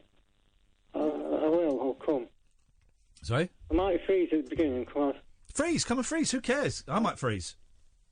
Said last time, though. Yeah, I freeze sometimes. I freeze. If we freeze, who cares? I don't mind if you don't mind. Can I sit at the front with you? Huh? Can I sit on the sofa? You can't. Can you sit on the sofa? Yeah. What, me and Kath? Yeah. No. You could be, mate. This could be a long game. It could be a long con. You might not have Parkinson's. You might just be tricking us so you can murder Katherine and tickle my balls. Oh my God. Well, that's not happening, buddy. I'm not falling for it again. Yeah, I'll come. Good, come. Your name's on the door. Thanks very much. I'm going to go for now. All right. We'll speak to you later on, Jerry. Jerry. Take care, man. Take care. Tutty bye. 0344 499 1000 is the telephone number if you want to give us a call. The show in second show in Manchester is happening Sunday 19th of May. The Saturday show sold out. The Sunday show, early show, 6 o'clock. Finish at 8. Stick around half an hour for pictures and stuff. And we're driving back down to the south of England. We've sold about 20 tickets for it now. So that's about a third of the tickets. Okay. It's a small venue, it's a third of the tickets. That's groovy. Jerry's having a couple of comps, which is groovy. If you want to come, iainlee.com/event. And we're playing, there's a show before that, April the 2nd or 4th. It's a Saturday. The first Saturday, or maybe the second Saturday. One of the early Saturdays in April, we're playing in Brighton. There's about 8 tickets left for that. 8 tickets left for that. And we won't be playing Brighton again this year. This could be the last Brighton gig for quite a while. So if you're thinking, I'll come and see them next time, there may not be a next time. We're looking at stuff. So do not miss out on what could be our last Brighton show, certainly this year, possibly ever. Who knows? Hey, and our mate Dan he's got an exhibition on in Brighton that night. Yes, I know. And it starts at 6 until 10. So I said we'd do our sound check and then we'd pop along and have a little look. That's all right, isn't it? Yeah. Mugger Harris, at Mugger Harris. He's got an exhibition in Brighton. I thoroughly recommend, guys, if you're coming to see our show in Brighton, go and see Mugger Harris's the exhibition first. I'll give you the details now. Did I see on Twitter that Elon Musk had one of his pictures? Elon Musk was pictured in front of one of his pictures. I think it was in his exhibition. Yeah. So it's the 6th of April, and Dan's exhibition is on 6 till 10. It's opening on the 6th, so maybe it goes on longer. It's at 4A Goldstone Street in Hove. 4A Goldstone Street. So we'll get along and have some of that. But come buy tickets, please. 0344 499 1000. Gosh, I'm gonna mute that gentleman who's very rude to me because he's now having a go at people who are too gutless to post their own pictures on Twitter. Is there an irony there? Yeah. Yeah. He loves someone who doesn't use his own bloody name. What an absolute knob. Jacked up jive talk for janitors, jazz cats, and gin-soaked boys and girls. Is that Commando? If you're awake, you're welcome. I've got 5 cactus needles stuck in my... The Late Night Alternative with Iain Lee on Talk Radio. And suddenly it's 11:45. That time sped up a little bit, didn't it? Time sped up a little bit, which is fun. Good evening, dear listener. The Late Night Alternative. By the way, the shows that we do around the country, they're recording of a podcast, so it's kind of like this, but swearier and bluer and funnier and sillier, and we get phone calls, and Alan Caddick quite often calls in, and we sing songs, and we dick around. And the shows as well, they're about 2 hours long. That's not including the interval. It's about an hour. But the show, the actual performance is somewhere between 90 minutes and they're closer to 2 hours, and we have an interval. And then at the end of them, we stick around and say hello and shake hands, and if you want pictures, stuff like that. You're not getting a 50-minute Edinburgh show where we then nip off as quick as we can. You're getting a full night. And there is warmth. A full night. And there is camaraderie, and you can turn up on your own but not feel alone. And it's generally a heartwarming, soul-fulfilling evening. Okay, well, that's maybe pushing it a little bit far. And there's booze. Yeah, there's booze. And it goes on for a couple of hours, and it's a good old laugh. And you're welcome to take part in it if you want, and if you don't want, there's absolutely no pressure. So Brighton, there's a handful of tickets. And Manchester, the second show, there's quite a few tickets. iainlee.com/event. iainlee.com/event is the place to go. It's got all of our dates, and you can have a look. And I'm thinking maybe we kind of wind down after the summer. This is just thinking. We wind down the live shows a bit and maybe focus on doing some streaming and stuff like that. Yeah. Maybe that's the way to go. Catherine Boyle, you've been so quiet this evening. I know, I'm so mysterious. Isn't it, though? I say you've been quiet. Orally, you've been quiet. Anally, you've been very noisy. Outrageous. That caught you by surprise, didn't it? Well, me calling does. you out. Let's hear what stories you... Now it's time for Catherine to give us a sideways look at some of the wackier stories you might have missed. Catherine. Hang on a minute. Hey, she's turned the computer on its side. Have you heard about the Forrest Gump sequel that never was, and we're probably glad it wasn't? Now I saw a line about it, but I didn't. No. Right, I'm having a look on Yahoo Entertainment because, frankly, someone has to. There we go. Kevin Polovi, senior correspondent, Yahoo Entertainment, writes. Forrest Gump also almost had another run on the big screen. The 1994 Oscar-winning drama was directed by Robert Zemeckis and starred Tom Hanks. We know this, don't we? Remember it? Terrible. Oh, movie. It was all right. No, because you could hear the strings being pulled as they tugged on our heart. It was just like emotion by numbers. No, it was terrible. Lousy movie. Well, one of the worst. Screenwriter Eric Roth, who I believe also responsible for A Star Is Born. I'm surprised you're not pronouncing that Eric Rath. Roth. Yeah, normally you pronounce R-O-T-H. Yeah, normally you pronounce Roth Rath. I can see what you're doing there, and I'm not going to rise to it. I'm bullying you. Well, you've risen, but the very fact that you've acknowledged it means you've risen. No.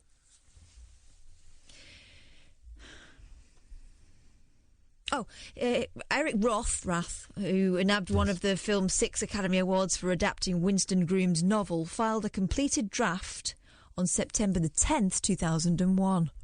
Okay, yeah. You see why maybe it didn't happen? No. All right, day before September the 11th. Okay, right. Literally, I turned it in the day before 9/11, Roth told Yahoo Entertainment. Right, so hang on. His argument is everything that happened the 24 hours before those planes hit the tower, everything that happened is invalid. No, there's other reasons why this wasn't made. Let me help you out. Okay, okay. I was going to start with his little boy having AIDS, said Roth, who recently earned his 5th Oscar nomination for co-writing last year's musical drama remake, A Star Is Born. Terrible film. And people wouldn't go to class with him in Florida. We had a funny sequence where they were desegregation busing in Florida at the same time, and people were angry about either the busing or kids having to go to school with a kid who had AIDS. So there was a big conflict. Okay. And like Gump seemingly quantum leaped his way from one seminal event to another through the 50s, 60s and 70s, Forrest Gump too would have followed him through real-life events of the 1990s. By the way, great use of the phrase quantum leaping. Yeah. I had him in the back of O.J.'s Bronco, Roth said, of the infamous 1994 car chase involving O.J. Simpson. Okay. He would look up occasionally, but they didn't see him in the rearview mirror, and then he'd pop down. Okay, that could work. I had him as a ballroom dancer who was really good.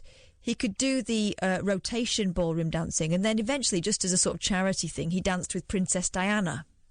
Okay, because they had this special effect where they could do that. Yeah, okay, that could work. The last detail Roth shared helps explain why the film was scrapped after the terrorist attacks of 9/11. Yeah, September. He meets on a bus a Native American woman and finds his calling as a bingo caller on a reservation.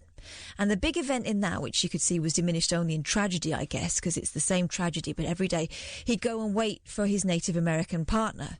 She taught nursery school at a government building in Oklahoma City. Yeah. And he was sitting on the bench waiting for her to have lunch, and all of a sudden the building behind him blows up. So when 9/11 occurred, everything felt meaningless. Well, no, hang on, though. Well, then that's obviously a reference to the Oklahoma bombing. Timothy McVeigh.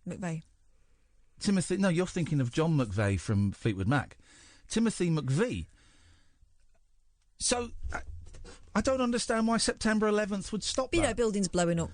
Yeah, but people were quite sensitive at the time. Hang on, but when did Tim McVeigh, when did Fleetwood Mac blow up that building in Oklahoma? That was 1995, I'm going to say.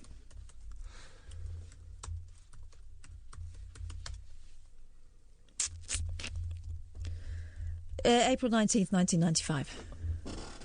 Come on, you got to respect that. Come on. You got to respect that. Got it right. What's your point, though? Got it right. You got to respect. Okay, well done. But what's your point? You got to respect that. I don't have to. You got to respect that. I got it right. What's your point, though? Got it right. Okay, so carry on. Better than the British Library. 6 years later, they're happy to make jokes about the Oklahoma bombing, but 9/11 means they can't make jokes about the Oklahoma bombing. It just happened. Yeah, but I mean, in terms of the universe, the Oklahoma bombing just happened. Blink of a fairy's eye. What? I mean, just like that, in the great scheme of things, is it's the time it takes God to drop a log. Oh. But so I don't understand. I think also probably because it sounds awful. I'd watch it. Oh, I'd watch that. I mean... If someone wants to... is that script available? Because quite often movies you've never seen, the scripts are available. I would pay to go and see. I think it's going to become available because this is forgive the turn of phrase. This is blowing up on Twitter. I would go and see a stage production of that. Or what? Forrest Gump 2. What do they call them? They call them read-throughs, where you table reads. Table read-throughs, where people sit and read them. I'd love to see that. I'd love to. That would be awesome. Or what they do with, Doctor Who when it was crappy. Like not now when it's crappy, but the old days when it's crappy. Like the Patrick Troughton ones, is they've lost them all.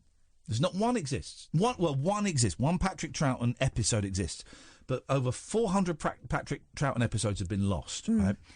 So what they've done is they've animated them. With like cartoon. This is true. Yeah. They've animated them with like cartoons, and then got actors doing impressions of Patrick Troughton and his dozy assistants, fighting giant testicles in space and stuff. And people will buy that rubbish. Yeah. So they could do that with Forrest Gump. They could animate it. You need to ring this guy. I'm not bothered. I'm not really that bothered, actually, to be honest. I thought the first Forrest Gump was a terrible, terrible movie. But you don't like things other people like. Well, this is what was it today? We liked Alan Partridge. Oh, the first 4 episodes of Alan Partridge, so funny. So, why is it getting... It's getting a bad rap online. Oh, it's funny. It was funny, and not one use of the C-bomb. No. Whereas Gervais puts about 3 in an episode, apparently. No, it's funny. I don't know, maybe is it 2 in? Because I've done... I hosted... What was the Channel 5 show I hosted? The daytime magazine show with Gabby Roslin. That was like that. I've hosted those shows. And I know those moments when they go, and clear. You go, right, can I get some water? I'm gasping here. Can I get a cup of coffee? And I know all those moments. So maybe it was too familiar. I have to say, it is a different experience watching it with you than watching it at home or on my own. Yeah. Well, it's because I'm a fun guy to be around, and I just exude a kind of happy-go-lucky vibe that must especially after that pesto. Okay. So maybe it's like the Alan Partridge movie. I found it funny, but then I was working in local radio, and the whole movie's about local radio. Yeah, and there were, it was based on someone I didn't know what Wally Webb, but I didn't know him, but everyone knew of him. We listened to, it was based on someone we kind of worked in the environment that we worked in, and maybe it's the same with this. I don't know, dear listener. Are you finding the Alan Partridge funny? I know Rory called in last week and was disgusted. He was borderline angry about it. He was furious. I thought it was great. I thought it was absolutely great. Made me laugh a lot. I've noticed it's coming out on DVD, and I wonder what extras they've got. I think Tim Key is just... I've always been a fan of Tim Key. I've always liked Tim Key. The moment I became a fan of Tim Key was when I was on Absolute Radio, and we phoned him up because he was in Edinburgh, and we booked an interview with him, and he didn't have a clue that he'd been booked to do an interview, and he was drunk, and he still did the interview, and that was when I thought, you're flipping brilliant, man. I love you. But I think he's funny, and I think he's really funny in this. The Irish lookalike, when he's singing the Black and Tan, it's like a bloody advert for the IRA. It's just, it was great. I thought it was great. And I love the fact there's no laughter. I love the fact there's long silences. I've always been a fan of stuff that's uncomfortable. That makes me laugh when people are feeling uncomfortable. I love it. Anyway, we've got another hour of this to go, dear listener. Oh, we're still looking for a witch. If anyone can phone up and help us do a spell, and I genuinely mean it, I want to do an incantation on the radio live, not a bad one. I don't want to do a dark one, and I don't think we say black magic anymore. I think that's probably politically a no-no. Well, some people say there's no such thing. It's just magic. Well, no, but black. Oh, come on. No, well, it's like we don't say black sheep anymore, unless we see a sheep of colour.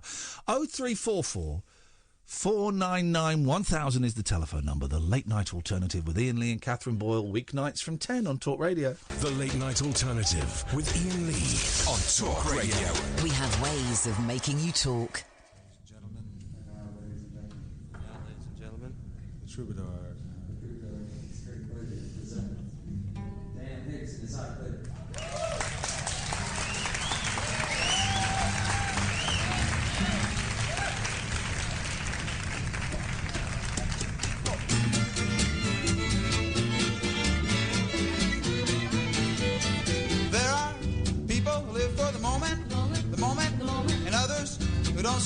much enjoyment.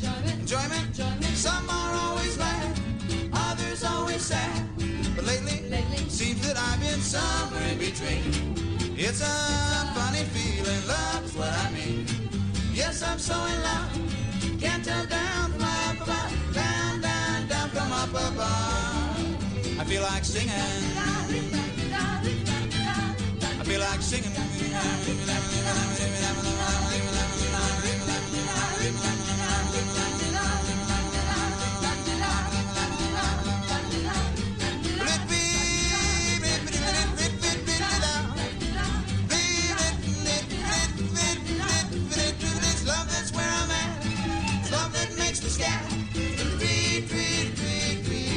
Yes, it's love that's got me somewhere in between. Woo. And it's love that's made me a pauper or a king.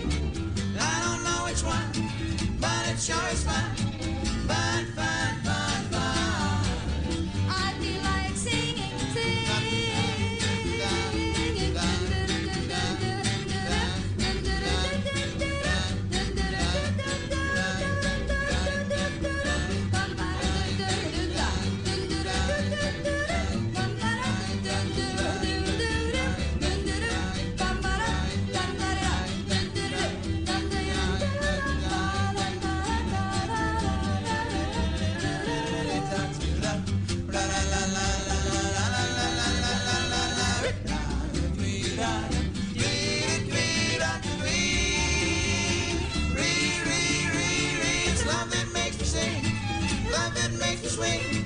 swing, swing, swing, swing. I swing it now.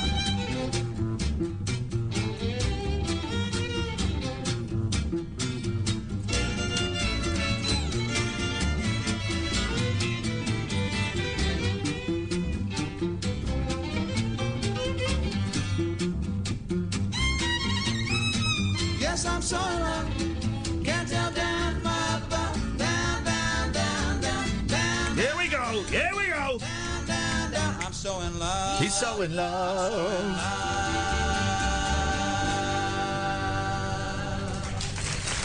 I haven't got time for the applause. 0344 499 1000 is the telephone number if you want to give us a call. The late night alternative, Iain, Lee and Katherine Boyle. We've been asking for a witch all night. Ladies and gentlemen, it's Becky the Witch. Oh.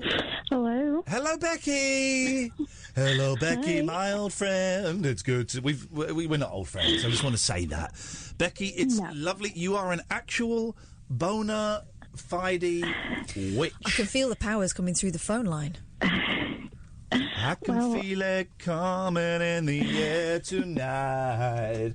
Oh, yes. It's nice to speak with you, Iain. Well, Becky, can you just take your mouth slightly away from the phone? Yeah. There we go. Is that better? That's better. So tell us about your witching, how you got into it, and what it's like. It must be fun. I imagine it's fun.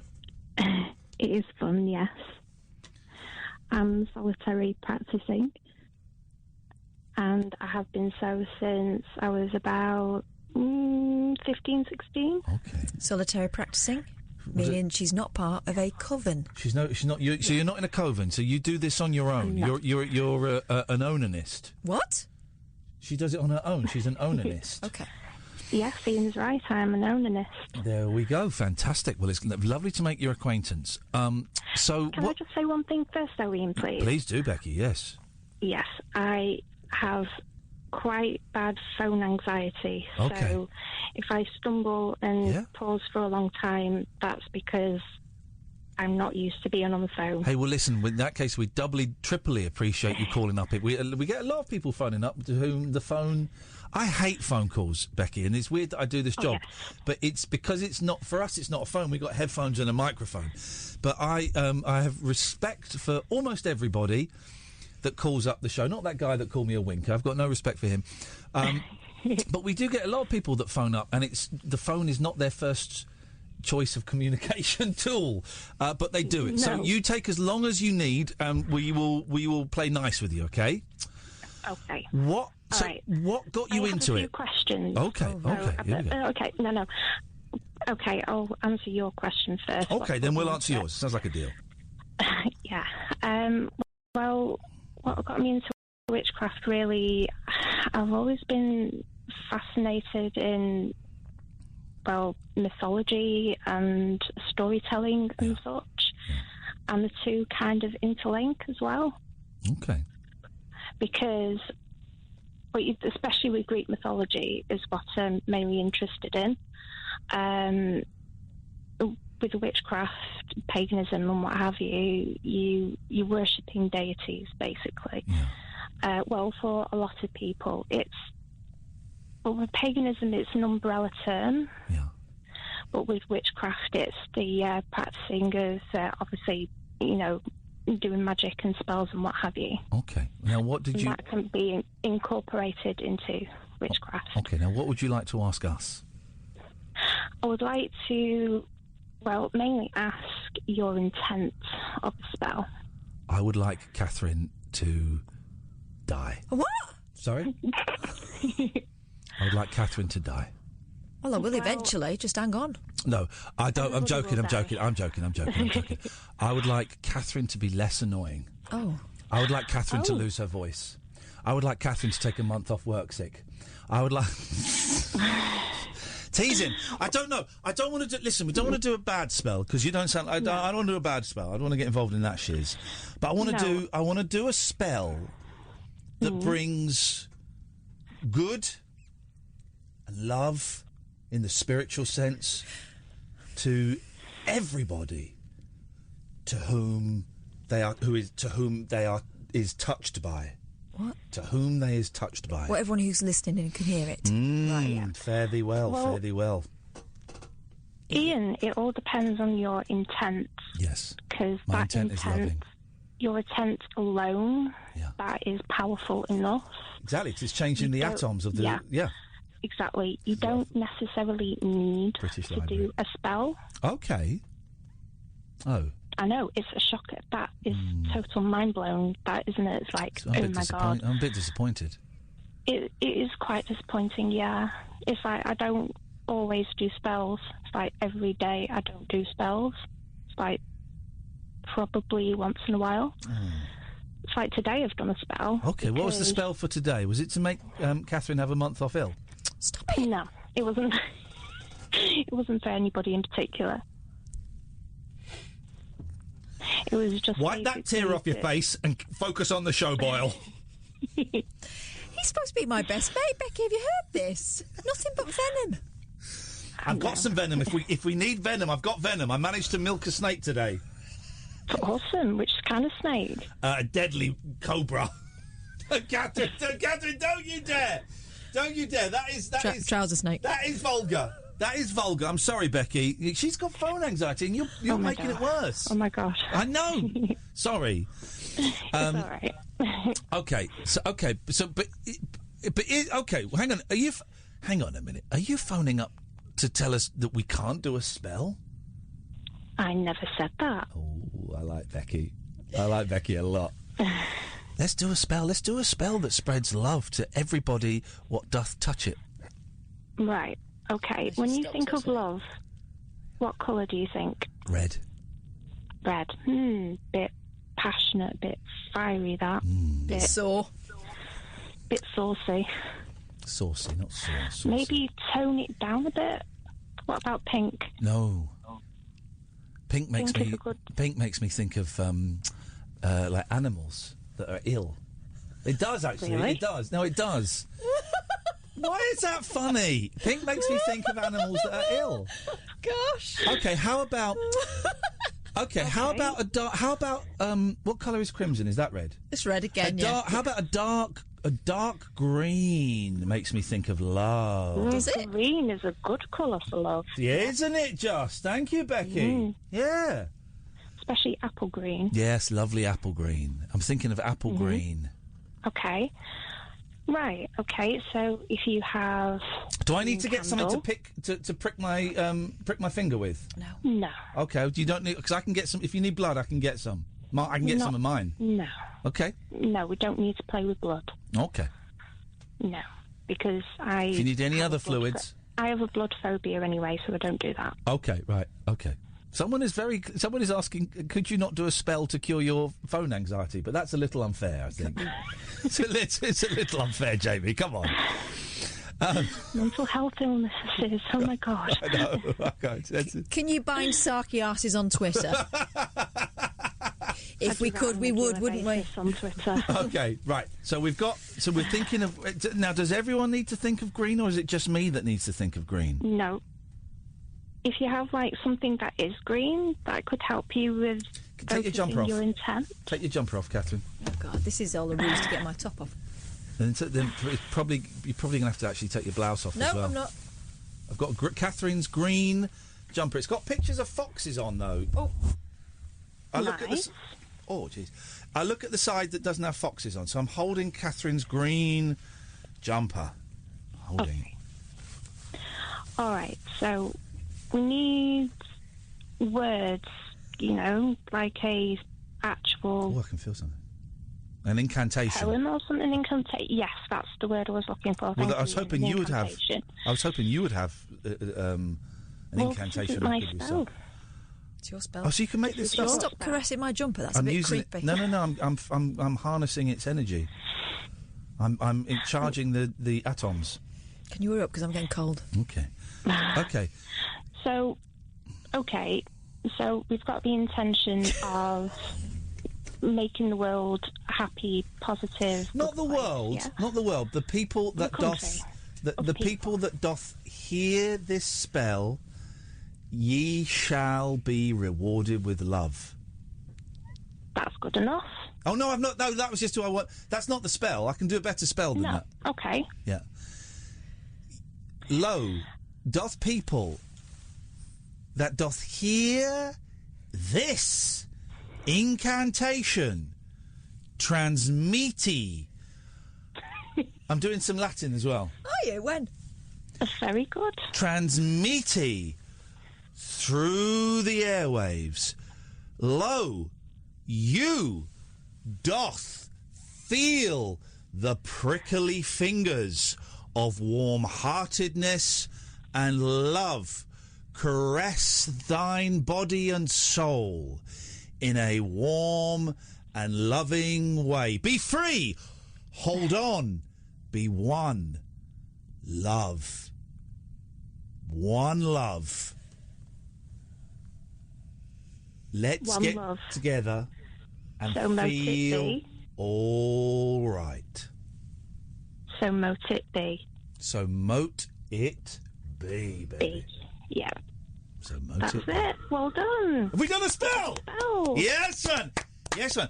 Okay. Well, Becky, you are awesome, right? And I think you sound brilliant on the phone as well. So thank you for that, dear listener. It's over to you. Did you feel it? Did you feel it? Can you feel the love? Did you feel it? Do you feel different? Do you feel better? I feel better. Do you feel better? I feel cold. Can I have my jumper back? Okay, yes, of course you can. Can she have a jumper back, or do I need to hold on to it? No, Yeah, give her a jumper back. Okay. 0344 499 1000. This is a first. This has never been done anywhere on radio, anywhere in the world.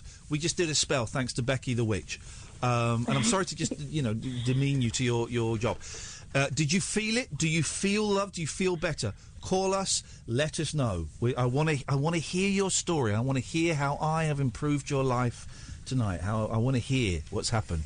Becky, you're awesome. Thank you. No, thank you, Becky. You're awesome and you're a darn good sport. And if anyone has died as a result of that spell, because sometimes these things go wrong, do we just give them your number, Becky? How does that work? Yeah, just blame me. Okay. That's what a lot of people do anyway. Becky, you're a good sport. I hope we get to speak to you again at some point. Oh, thank you. Thank you very much. What a nice lady. I'm feeling the love for Becky. Oh. Thank you. And yes, the rest of the show is entitled Thank You, Iain. 0344 499 1000. Phone up and thank me. This is Talk Radio. Dead of Night Discourse for disco queens. I'm related to Jedward and Dolly Parton. Dairy farmers and distant fathers. Yeah, well. The Late Night Alternative with Iain Lee. Doing lots of things that we don't know about, we can't control. On Talk Radio. Yes, great. 0344 499 1000. Phone up and thank me if you feel full of love. 0344499 1000 is the telephone number. Good evening, Junaid. Hello. Oh, hey, Junaid, it's you, man. How are you doing? I'm a bit down in the dumps, to be honest with you. Okay, well, has anything happened? No, just with mental health, you be up and down, don't you, sometimes? But here's the thing. The first time we spoke to you, you were down. The last time we spoke to you, you were up. So the thing to remember is that this too shall pass. This down, we have evidence within the last few days that this being down isn't permanent. This being down isn't forever, and that you have been up recently, and you will be up again. Yeah, I don't want to again go up and say your show keeps me going at times. I was worried you were going to say our show makes you go down. I thought, blimey, some people think it does, Junaid. Some people get very upset about it. Your show, and I like to follow you on Periscope every night. Come and join us at 2:30 for the late night chit chat club. You get to see my cats. Yeah, you get to. I don't have Periscope, but I can follow you on Twitter. There you go. And I always follow you during the night. And I just wanted to say, how do I follow you on Twitch? Twitch. If you go to twitch.tv /Iain Lee, twitch.tv/Iain Lee. And I can't, off the top of my head, there's like a follow button. You don't have to subscribe. You can subscribe, but you don't have to. But there's a follow button, and you just click on that, and then you should get a notification every time I go on there, and I play video games, and I'm planning to do some more sort of interactive stuff on there. And you can watch, and you can chat, and I can chat back with you and stuff. So, yeah, twitch.tv /Iain Lee. Yeah, when I'm feeling isolated, I want to be alone. Then listen to your show. Come and listen to our show. Come and join my videos, man, because it's nice people that come and watch the videos. You can chat if you want, and you can not chat if you just want to sit in the background a little bit. I want to applaud you for what you did for Nigel. That show what a nice man you are. Hey, listen, it's Kath as well. She's a nice man too. She's a really nice man. And hey, listen, Junaid, here's the thing, man. We've only spoken a few times. You're a nice guy too, right? You're just having a bit of bad luck at the moment. Things will change. You got to hang in there, man. You're a good man, and you got a good heart. Yeah, thank you for your kind words. And I just thought I wanted to give you a quick call and tell you how it's been going recently. Good, I appreciate your little updates. And you get some callers who don't say some nice things to you, which is very harsh, I feel. I think it's very, very harsh, Junaid. How rude. Hey, listen, don't worry me. It doesn't bother me in the slightest, so don't let it bother you. But the main thing is, you're fun to know you're a good person. Yep, I'm one of the best. And I'm one of your biggest fans, to be honest with you, Iain. Junaid, nice to hear from you, man. Hang in there. It will get better, I promise you. Yeah. All right, Junaid. Thank you for having me. Speak to you later on. Thank you. I like Junaid. He's a nice guy. And I mean, the world needs more nice guys, and he's one of them. 0344 499 1000. Good evening, John. Evening, Iain. Evening, Kath. Hiya, John. I don't know what's come over me in the last few minutes. I'm just feeling like all peace and love, and it's really hit me. Yes, man. Well, I can tell you what it is, John. It's magic with a K. It's a spell that I cast. I feel like everything I've read about in the 60s, but without the drugs. There you go. You see, you don't need drugs to have a good time. And I used to think it was only Christians that said that. It's not. It's straight people. It's normal. I don't mean in any way. It's not a slur against LGBT people. What I mean is, it's you can. It's magic. No drugs. It's definitely happening. Can I finish the call off by just saying this? I love you. Oh. I love you too, man. Thank you. I feel like we need more time to get to know each other. Really? Yeah. Well, it's not worked on you then. She's... Come on. Feel the love, Katherine. Come on. Feel it. Feel my love. Just tell me you love me. Stop pressurising me, man. It's 2019. Well... Give it time. It may grow. Okay. Next time I call, it may... And love may grow For all we know,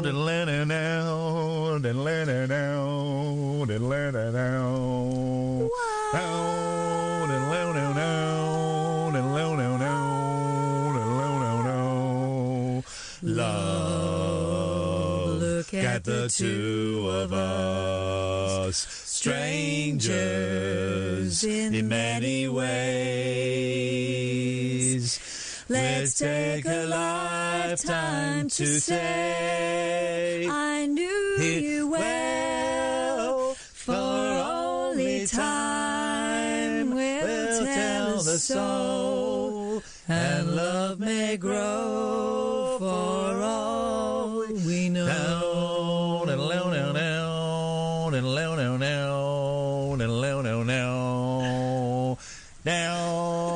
He stopped. Is that enough? No, I thought I was going to go around. We've got 35 minutes to fill. Okay, well, we'll bring it back. We'll do a call back at some point. I was happy to go. I was happy to take it home. I was going to take it to the bridge. Okay. Because that's the only bit I know. It's one of those songs where there are some songs when you can sing right through. But that one does go round again. But but then I can't. But then there are some songs when you just get stuck in a circle. I could have been stuck in that circle for 20 Come down, doobie doo, down, down. That one. No, not like that one. That one I could sing all the way through. If it goes over again. Hard to do. Don't take your love away from me. Oh, you know when Neil Sedaka sang, was it Crying in the Rain? Yeah. With his daughter. That was a little bit fruity. Yeah. He sang it with his daughter. Crying in the Rain or... Ooh, I hear crying in the rain. Laughing in the Rain. Walking hand in hand with Laughing in the Rain. Laughing in the Rain. Ooh, I love crying in the rain with my baby, making sweet love. Oh, God. With his daughter. He was making sweet love with his daughter. I think... Is he still alive? Yes, he is. Let's just clarify, he did not make love with his daughter. Singing the about rain or otherwise. making love with Lorraine and his daughter, inviting his daughter into a sexual orgy threesome. Gosh. I like that noise. It's a recording of me having a slash last night. I thought I could smell petrichor.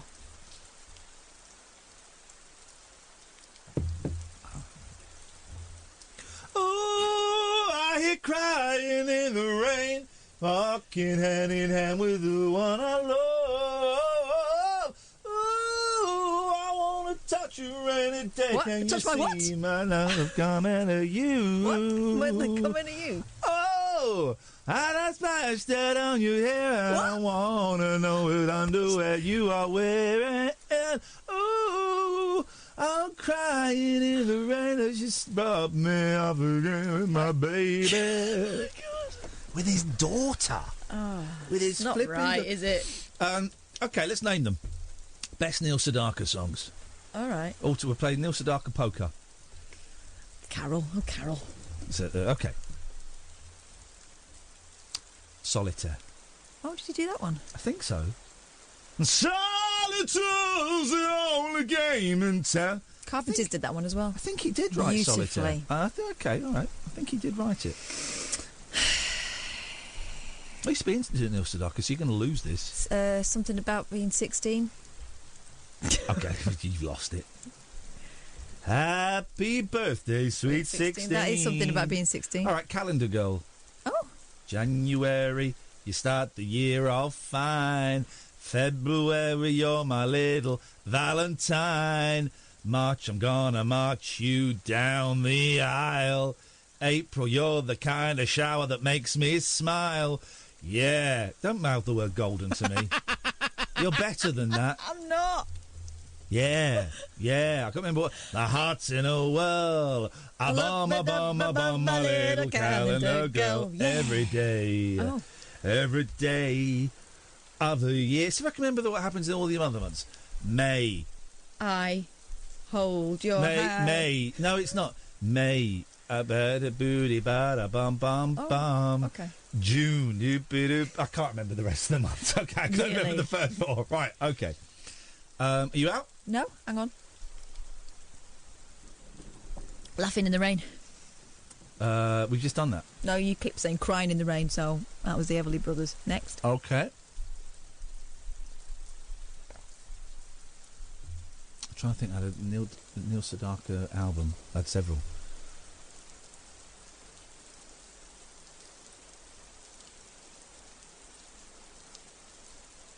Have I got time just to check my Twitter while I think? No. Okay.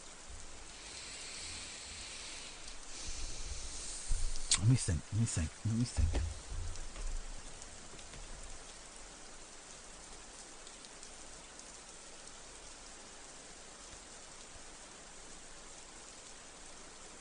I mean, you should have been out when you said was the one about being 16 or something. Why? I mean, It was called about being... It was... What about... You're looking at Twitter. I'm not. Don't touch the There's screen. nothing there. There's nothing there, and I'm not looking at my notifications, so don't you be looking at them either, cheat. I should know loads. Yeah. Oh, this is not good. I should know loads. Just give in to me and say, I'm the winner. No. I'm the winner. No. I should know. Well, you're not the winner. I am. We've done the I same got the last number. one right. No, it's the last one. Oh, blimey. Oh, blimey, there's stuff coming through on There's here. not anything coming through on here, actually. There's not. There's actually not. You can look at it. There's a really big hit I'm forgetting. It's got that... It's done Solitaire. Oh, Carol! I did that, the first one. Okay. Don't be looking on there. There's nothing on there. There's actually nothing on. This is really pissing me off because I should know this. I should know this. What's pissing him off is that I've won. No, you haven't won though. You actually haven't won.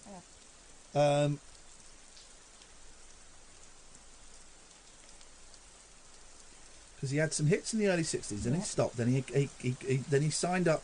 Then he moved to England, and he was playing like working men's clubs. And he signed up with Elton John on his Rocket Man label. Yeah. Give me a title.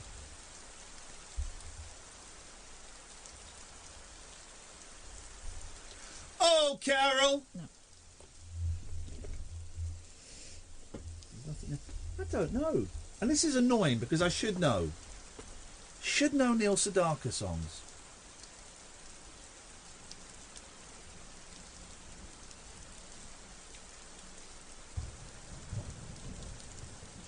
I don't know about. Oh, I don't know anymore either. Well, let me look on Twitter then, because there's going to be there's a big hit.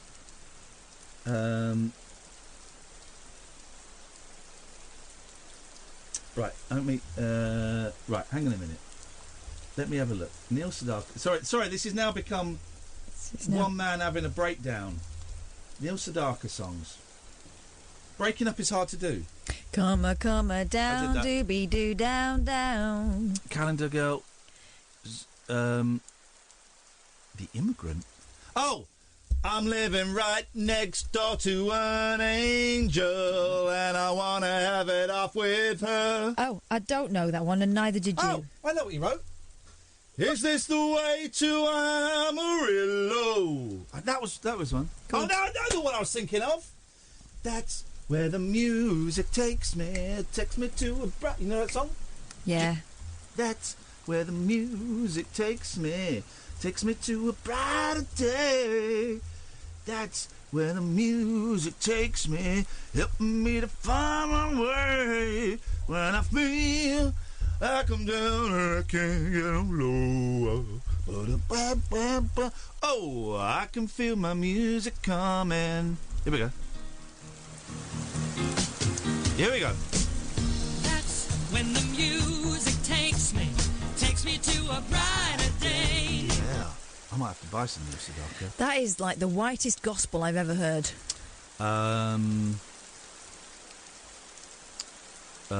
Actually, most of them are a bit pony. Let's go to Nigel. No, good evening, Nigel. Oh, good evening, Ian. Good evening, all right. Nigel. Just I rang up to keep you informed in what's happening. Oh yeah, go on. What's happening, man? Well, I got my ring back, Brilliant. You know, 'cause I told them to me mum's ring. But the thing is, Yep. I'm not sure if it's the same ring or not, because it looks brighter than the one I had before. They might have cleaned it. They probably cleaned it. Do you think they cleaned it? I think they or something? probably cleaned it, yeah.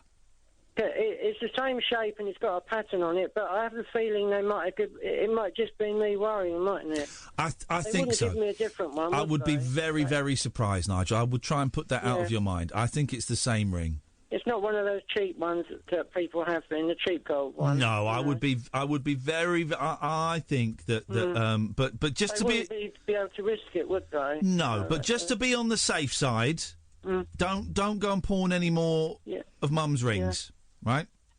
I can't hear. Sorry, what did you say? Don't go and pawn any more of your Mum's rings. No, because you can't be sure you're going to get the right one back. can you? Exactly. So just Yeah. be careful. I think it probably is the right one. I never took much notice of it. You don't. Oh, now you're breaking up, Nige. What's going on? You forget they're on your finger, don't you? Yes, you do. Yeah. So anyway, I hope it's the right one, but I can't change it now. But I sorted out the ring, and also the social services rang me. Okay. What did they say? They said they heard about they got your messages. Yep. From Katherine and you, and your messages, and they're going to get another company that deals with people with bereavement and bills and things to ring me and come and see me. You know. Yeah. They're going to sort something out to come and see me and help me, support me. You know, as you said before. Great. Did they say when? Did they say when? Well, probably they might ring me tomorrow if I'm lucky. But she's only just told them, you know, late this afternoon. But I went out early. I got up early today because I couldn't sleep, and I went into Maidstone early. Kath, just focus for a second, because Kath wants to ask you something. So, can you remember what the name of the organisation that's supposed to be contacting you tomorrow? It's one I haven't heard of. It's well, I can't remember it now, but it's one I haven't heard before. But it wasn't like Vineyard or something, was it? Nigel's not going to remember. I don't think. I don't know who it was. All right, don't worry. All right. Don't worry. But they're people. She said that they'd be prepared to help me with everything anyway. Okay, well that sounds good, doesn't it? It's all to do with the social services. That's what I was looking for anyway. So. Absolutely, and this is the point. We want someone who's going to sort of just make sure that you're on the right track, you know, so you don't end up in trouble every month at the end of every month. I don't want to get evicted for not paying the bills or something. You know? No, exactly, and we don't want that either. No, and it's all worrying for me, not afford to pay. So, do you feel a little bit better now that you've got this hope? There. Yes. Well, I still feel a bit on my own, of course. You know, I still feel on my own a lot. Of course you do. I've got some washing to do in a minute after I've spoken to you. I've got to get it out of the washing machine and get it dried. So I've got plenty to do. Oh, there's always loads to do, isn't there? You know, I've done the washing up not so long ago, and then I had something to eat. So the time passes quite quickly, really. Yeah. I'm always occupied. Did some drum practicing earlier. I've got a new. Oh, you're Nigel, what's going on with your phone? Well, it's not a very good signal here anyway. It's a terrible signal. I've got some new drumming on my Facebook at the moment at the top of the page. A drum solo. I think you might have heard it before anyway. Okay. It doesn't matter. Okay. So it was about those two things and something else I was going to say, but I can't remember. Are you still there? Yeah. I've just ordered a Neil Sedaka CD and a book about Neil Sedaka. I've got he's good, Neil Sedaka, one of his isn't he? greatest albums that I bought not so long ago. Yeah, he's good. He's Good, Neil Sedaka. You can't. I've just ordered Timeless, which is the one I had before when I was younger. He's a very good singer and songwriter. Yeah, great on the old boogie woogie piano. Yeah. He was married. He looked a bit gay, but he was married. He did look a bit gay, but he was married, didn't he? Yeah, it's funny, Yeah, isn't it? he used to act. He used to hold his head up funny, like the other person. What was his name? That played the piano. Barry Manilow. I know exactly who you're thinking of. Liberace. Liberace. Because Liberace, no one knew he was gay until later on, did they? No, not until he passed away. Although he did sue someone and get quite a lot of money for it. This is it. He sued the Daily Mail in Britain in about 1956, and so for the rest of his life, he had to carry on the charade that he was straight because they would have destroyed him. Did it? Did you see that film with Michael Douglas? Yes. That they made. There was a film out. Yes, I did see that. Yeah, it was. I said Beyond the Candelabra. That's it. Yeah, Beyond the Candelabra. It was billed as a comedy, but it wasn't very funny. Oh, it's very rude. Very rude. Very rude. All right, Nigel. Listen, let's before we go down a gay highway. Listen, I'm glad that people have been in touch. Did you get your gyro today? Weren't you supposed to get some money today? I got my money today. But, beautiful. Hang on to it. Quite a lot. I paid for the ring, my phone. I've sorted out my phone. That's what I meant to tell you last. So I've got a contract that I'm going to pay once a month. Yeah. But they cut it down to £25 today instead of a big bill. Okay. To give me a break. Then I've got to pay a bit more than about £50 next month. Okay. Which still seems a lot. It does seem a lot. Are you in a contract with them? Because I pay £15 a month. Yeah, but I've got the laptop as well, you see, which is the internet. Well, hang on. How are you getting the internet? Have you got internet in your house, or are you using your phone to get the internet? I've got their Wi-Fi box as well. Okay. And it isn't about it. But if you keep ringing 118-500 numbers, that puts the bill up on your phone. Well, don't ring them. I don't now. No. Okay. All right, Nigel. Because there was so much going on with me, problems with me, I had to ring a few of them to get the numbers. Well, you can. Here's the thing: you can find out phone numbers. Sorry? Hang on, Nigel. Listen, this is important. Yeah. You can find out different companies and people's phone numbers just by looking online. I know you can. Yeah. Yes, you haven't got to ring those expensive. It's quicker on the phone. But it's expensive, man. The phone call to like one of those directories can cost like £5, £6, £7. Yeah, it can cost a lot of money, man. So just there's never that much of a rush. So just look online. The TV, the KMTV said they're sorry that they weren't looking for my type of singing or drumming. The TV people. Unlucky. They just want people like buskers singers with guitars and things. Scumbags. They don't want ballad singers like me. Oh well, unlucky. They don't want proper singers. No, exactly. Proper musicians. All right, Nigel, listen. If it's a BBC, it'd be different. All right, well, listen, thank you for the update, mate. Let us know how it goes, OK? I'll call you on Friday. Please do. Tomorrow night, Friday. Please do. And I'll let you know. Or tomorrow night, if anyone rings me, I'll let you know. All right, thank you, Nigel. We appreciate the updates. I think they said everything will be all right, but I hope so. All right. Thanks, Nigel. It will be. I'm sitting here missing Mum terribly. It will be all right, man. It will be all right. You're doing so well. Awful about losing Mum. It's just terrible. I know. I know everyone goes through it, but it's not been long, has it? Well, really? mate, I know. You're doing brilliantly. Yeah. All right, Nigel. Okay. Take care, fella. Bye bye. I need to talk. I need you to talk to you. And I'm glad you did. I'm glad you did. I'm glad you did. All right, mate. Try and do your washing, then try and get some rest. Bye, you. Bye, Nigel. Night, Nigel. Thank you. It's just heartbreaking, man. It's just heartbreaking. I know we have a laugh with Nigel and all that, but it's just heartbreaking. I hope he's under the right impression there, and that's what social services have said. Yeah, and it was social services. We don't know if it was social services. We don't know because it's kind of like a game of Chinese whispers with Nigel. You're never quite sure. There you go. I'll tell you something that pleased me immensely today, more than I thought it would. My new clothes horse. I know. I ordered it ages. My clothes horse is cheap and rubbish, right? It's kind of. It's a death trap. That thing. It's not well. Well, it's got like prongs sticking out. It's got prongs sticking out. It's bent, right? So I ordered one ages ago, and it's been in my drawing room for about 3 weeks, wrapped up. And I did a wash today. I thought, I sodded it. I did a whitewash. Whites only wash. And I thought, I'm not going to put this on the broken... So I got the new clothes horse out. Very, very sturdy. Very sturdy. Not wooden. You don't get wooden ones anymore. I looked at wooden ones. They're expensive. And you do get them then, but you don't get them. I don't get them. Yeah. Very sturdy. Got a lot of hanging space. And here's the great thing. It's got clips on the corners so you can put shirts on the corners, not just balance them. Incredible.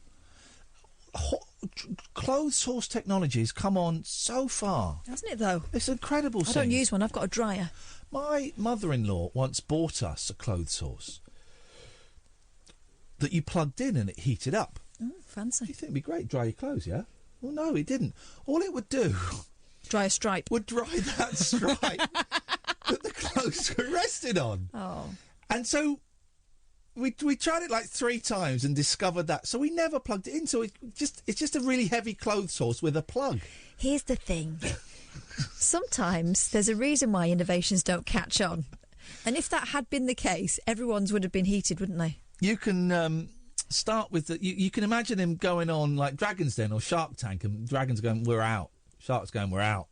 He drives a stripe. Well, I will prove you wrong. No, you won't. It's rubbish. Oh, rubbish.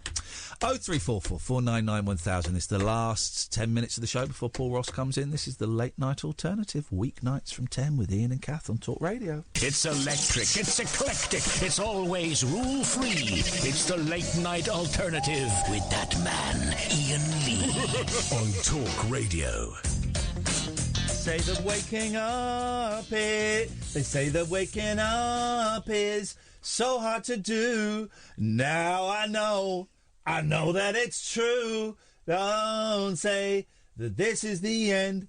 Instead of waking up, I wish that we was making up again. Key change. I don't know that one.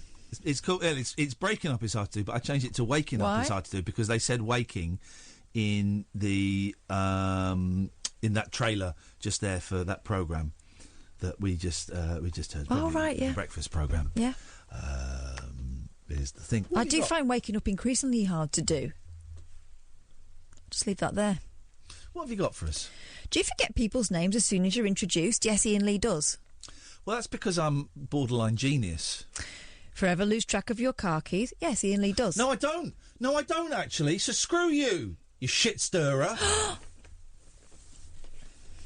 And find it hard to remember study notes or shopping lists? No, because that's where you have a list you write down. Yeah. And study notes again. Do you remember Let's Study Aids? Let's Study, I know. I used to have a teacher. Unlucky Let's. Mr. Black Hawkins, who used to... What? Yeah. Black Hawkins? The best teacher I ever had, Mr. Black Hawkins. Was he a demon? His name was Hugh Black Hawkins, which does sound like a demon. Very, very posh. Hugh doesn't, actually. Hugh. He was nice. Very, very posh, eccentric English teacher. And he refused to teach anyone who didn't get an A at GCSE, and he only did A-levels. He didn't mess about with, tin pot stuff. Oh, okay. But he had the most incredible lessons. Like, you go into his room and he used to sit in an armchair and have a standard lamp and have a coffee machine going and stuff, and you felt like you were in university already.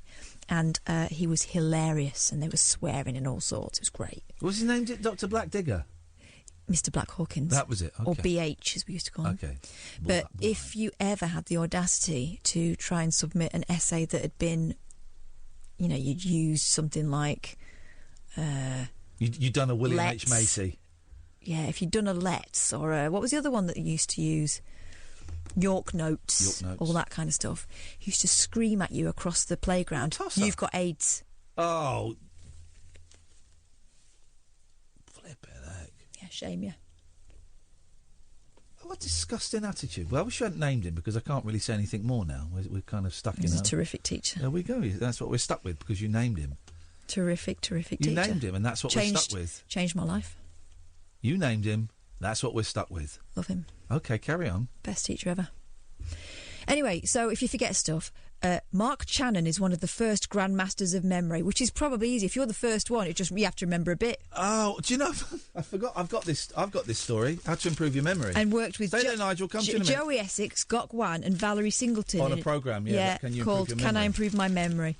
He gives them genius tips on how to remember quickly, and by the end of the show, puts them to the test in front of a live audience. I worked with Joey Essex. He had a terrible cold. Yeah, it's a shame. Sniffles.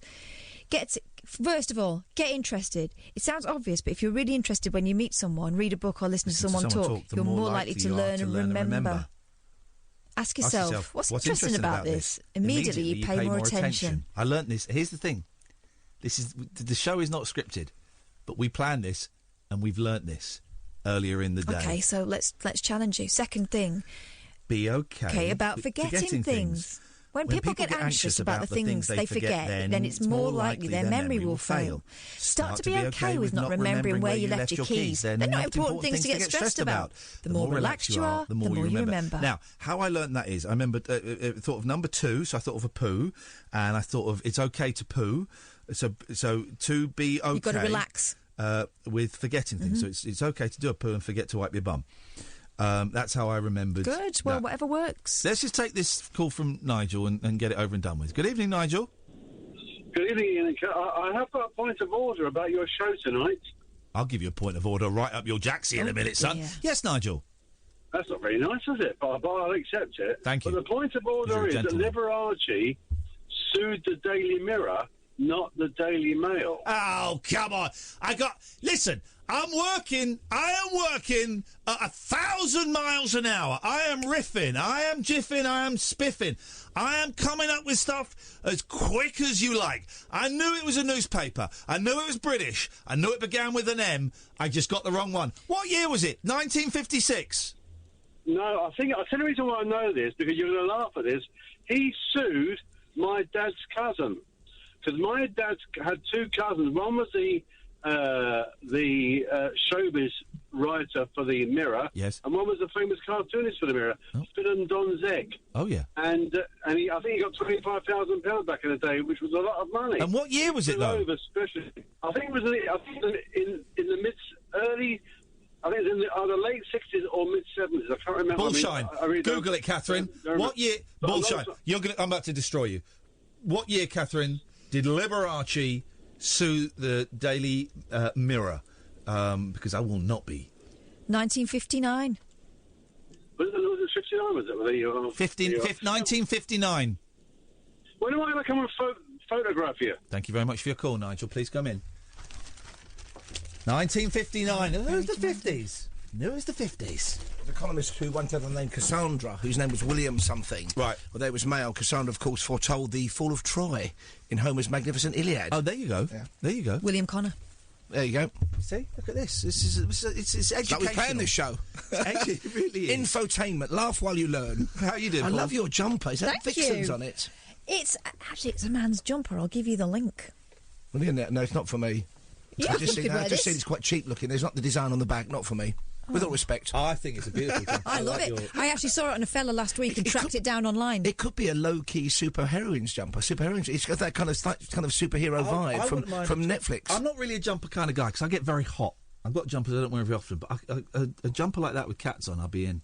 I'll look them up Thank for you. you. I'll Thank find you. Thank you. One of my appreciate that. My superhero talents. Trend starts here. Here we go, man. What you got, Paul Russ? I'd quite like a jumper with moles on tonight because we're going to be speaking to one of Britain's largest registered mole catchers. He's a vegetarian, which is slightly odd because he doesn't catch them, he kills them. He's not eating them, though, is he? No, he's not eating them. He's skinned a few of them, and he says that you can only sex a mole effectively by cutting it open. Unlucky. And see if it's got ovaries. Yeah. But he's a lovely fella. He's also a fine artist. The book is beautiful. It's one of those books. It's not a misery memoir, although he had a terrible childhood. But it doesn't dwell on that. It's about. The subtitle is kind of reconnected with nature. It's an absolutely lovely book, and he's a lovely, fascinating fellow called Mark Hamer, so he's on the programme this morning, which I'm looking forward to. And we have got possibly one of the greatest teachers of all time. Now, I heard you talking about Mr. Black Hawkins, which reminded me of the DC Comics heroes, the Black Hawks, who didn't have superpowers, but all kind of scientists together, like the champions, who are great, the Black Hawks. I remember that, yeah. This guy's called Robert Thoday, OK? He teaches in Derbyshire. Yeah. Come the end of the school term this year, or the summer term, July, he's going to be trying to beat a record set in 1836. He's going to be travelling as a teacher, because that's what he is, from Land's End to John O'Groats by penny farthing and trying to do it in less than 5 days. What a dude! Cripes. You get on a penny farthing. No suspension and only a forward brake. Have you seen how they get on them? Yep. You have to use the back wheel and jump up. I could watch someone ride a penny farthing for hours. It's just so hypnotic. It's so beautiful, and just obviously such a messed up design. Yeah, but stunning. There are some great pictures. Oh, it's completely gone. No, Online? George Bernard Shaw, right, riding his penny farthing. What is the thought process behind the design? that was done before, like, proper bikes, I think it was the notion was that you pedalled the front wheel and the front wheel dragged the other one behind. The rear wheel, this guy says, is only for balance. Right. So it's the front wheel that gives you the motion. I mean, going up and down hills from Land's End to John O'Groats is going to be a problemo. This guy did it, though, back in the day. He did it in 5 days. No. And apparently, and I've got to source this and double-check it, not that I bother with that kind of thing, this guy, we did the interview before the show, he said in the Victorian era, thousands of people died, thousands in penny farthing-related accidents. How that would be, I do not know, but, you know, so I'm not going to doubt him. Wow. You know? No helmets. And you're falling quite far. I beg your pardon? What? You're falling quite far. I suppose so. You fall off them. I think Black Hawkins sounds like a great pirate. He was wonderful. There he is, Black Hawkins. Jim Hawkins' dad. Yeah. He was terribly posh. Terribly posh. Well, we can't say anything rude about him. Was he like posh for the north? No, wasn't in the north. Just checking. Wasn't in the north. I moved when I was 10. To where? Bedfordshire. You never lost the accent? No. Got bullied, so it ingrained further. I like the accent. For you. I like the accent. It's, but when you go up to Manchester with Katherine, she gets more mank and gets a bit of a swagger, don't you? I don't know what you're talking about. Popping eckies and, you know... Well, you've met my family from Manchester, so you know that I'm posh. I know. May I ask you this question? Have you ever used in your Manchester life the insult panhead? A panhead? Yes. Because Liam Gallagher once accused me of being a panhead. We've been saying it behind your back a lot. It took me a while to, but I've got no idea what the derivation might be. Just panhead. means like a flat face. Yeah. Oh, lovely. Oh, lovely. Is that when you've been like face. smacked in the face with the pan? Panhead. That's what he called me. Yeah. I mean, I've heard some of his other insults. Well, I came and said, like, would you be ready, chaps, for the rehearsal in 5 minutes? He said, you're all right, you panhead. Wow. And I had to ask somebody, I had to ask Charlie, because what did he mean? He said, called you a panhead. Is that a good thing? I don't think it sounds like a good thing. It's uncalled for, is what it is. Rude. Yeah. They're very rude. And they're not very good songwriters. Right, that is... Oasis are a terrible band. Anyway, we haven't got time for that now, Paul, for goodness sakes. That is it. That is your lot. We are done for another night. Podcasts are plenty, of course. There'll be a best of. And, next week we've got a really good thing where I went to the Frank Sidebottom exhibition in Manchester Library. We're going to play that out with Steve Sullivan, the director of the Being Frank... the Chris Seavey film, which comes out next week. It's such a good film. So go and subscribe, like, and share if you possibly can. That'll be really helpful. Thank you very much, Oliver. We will be back tonight at 10 o'clock. Yes, we will. Oh, it's only Wednesday going into Thursday. We'll be back tonight at 10 o'clock, but stay tuned. Coming up after 1, it's Paul Ross. Panic. Panic! Talk Radio. Intelligent, organic entertainment. Talk Radio. We'll get you talking.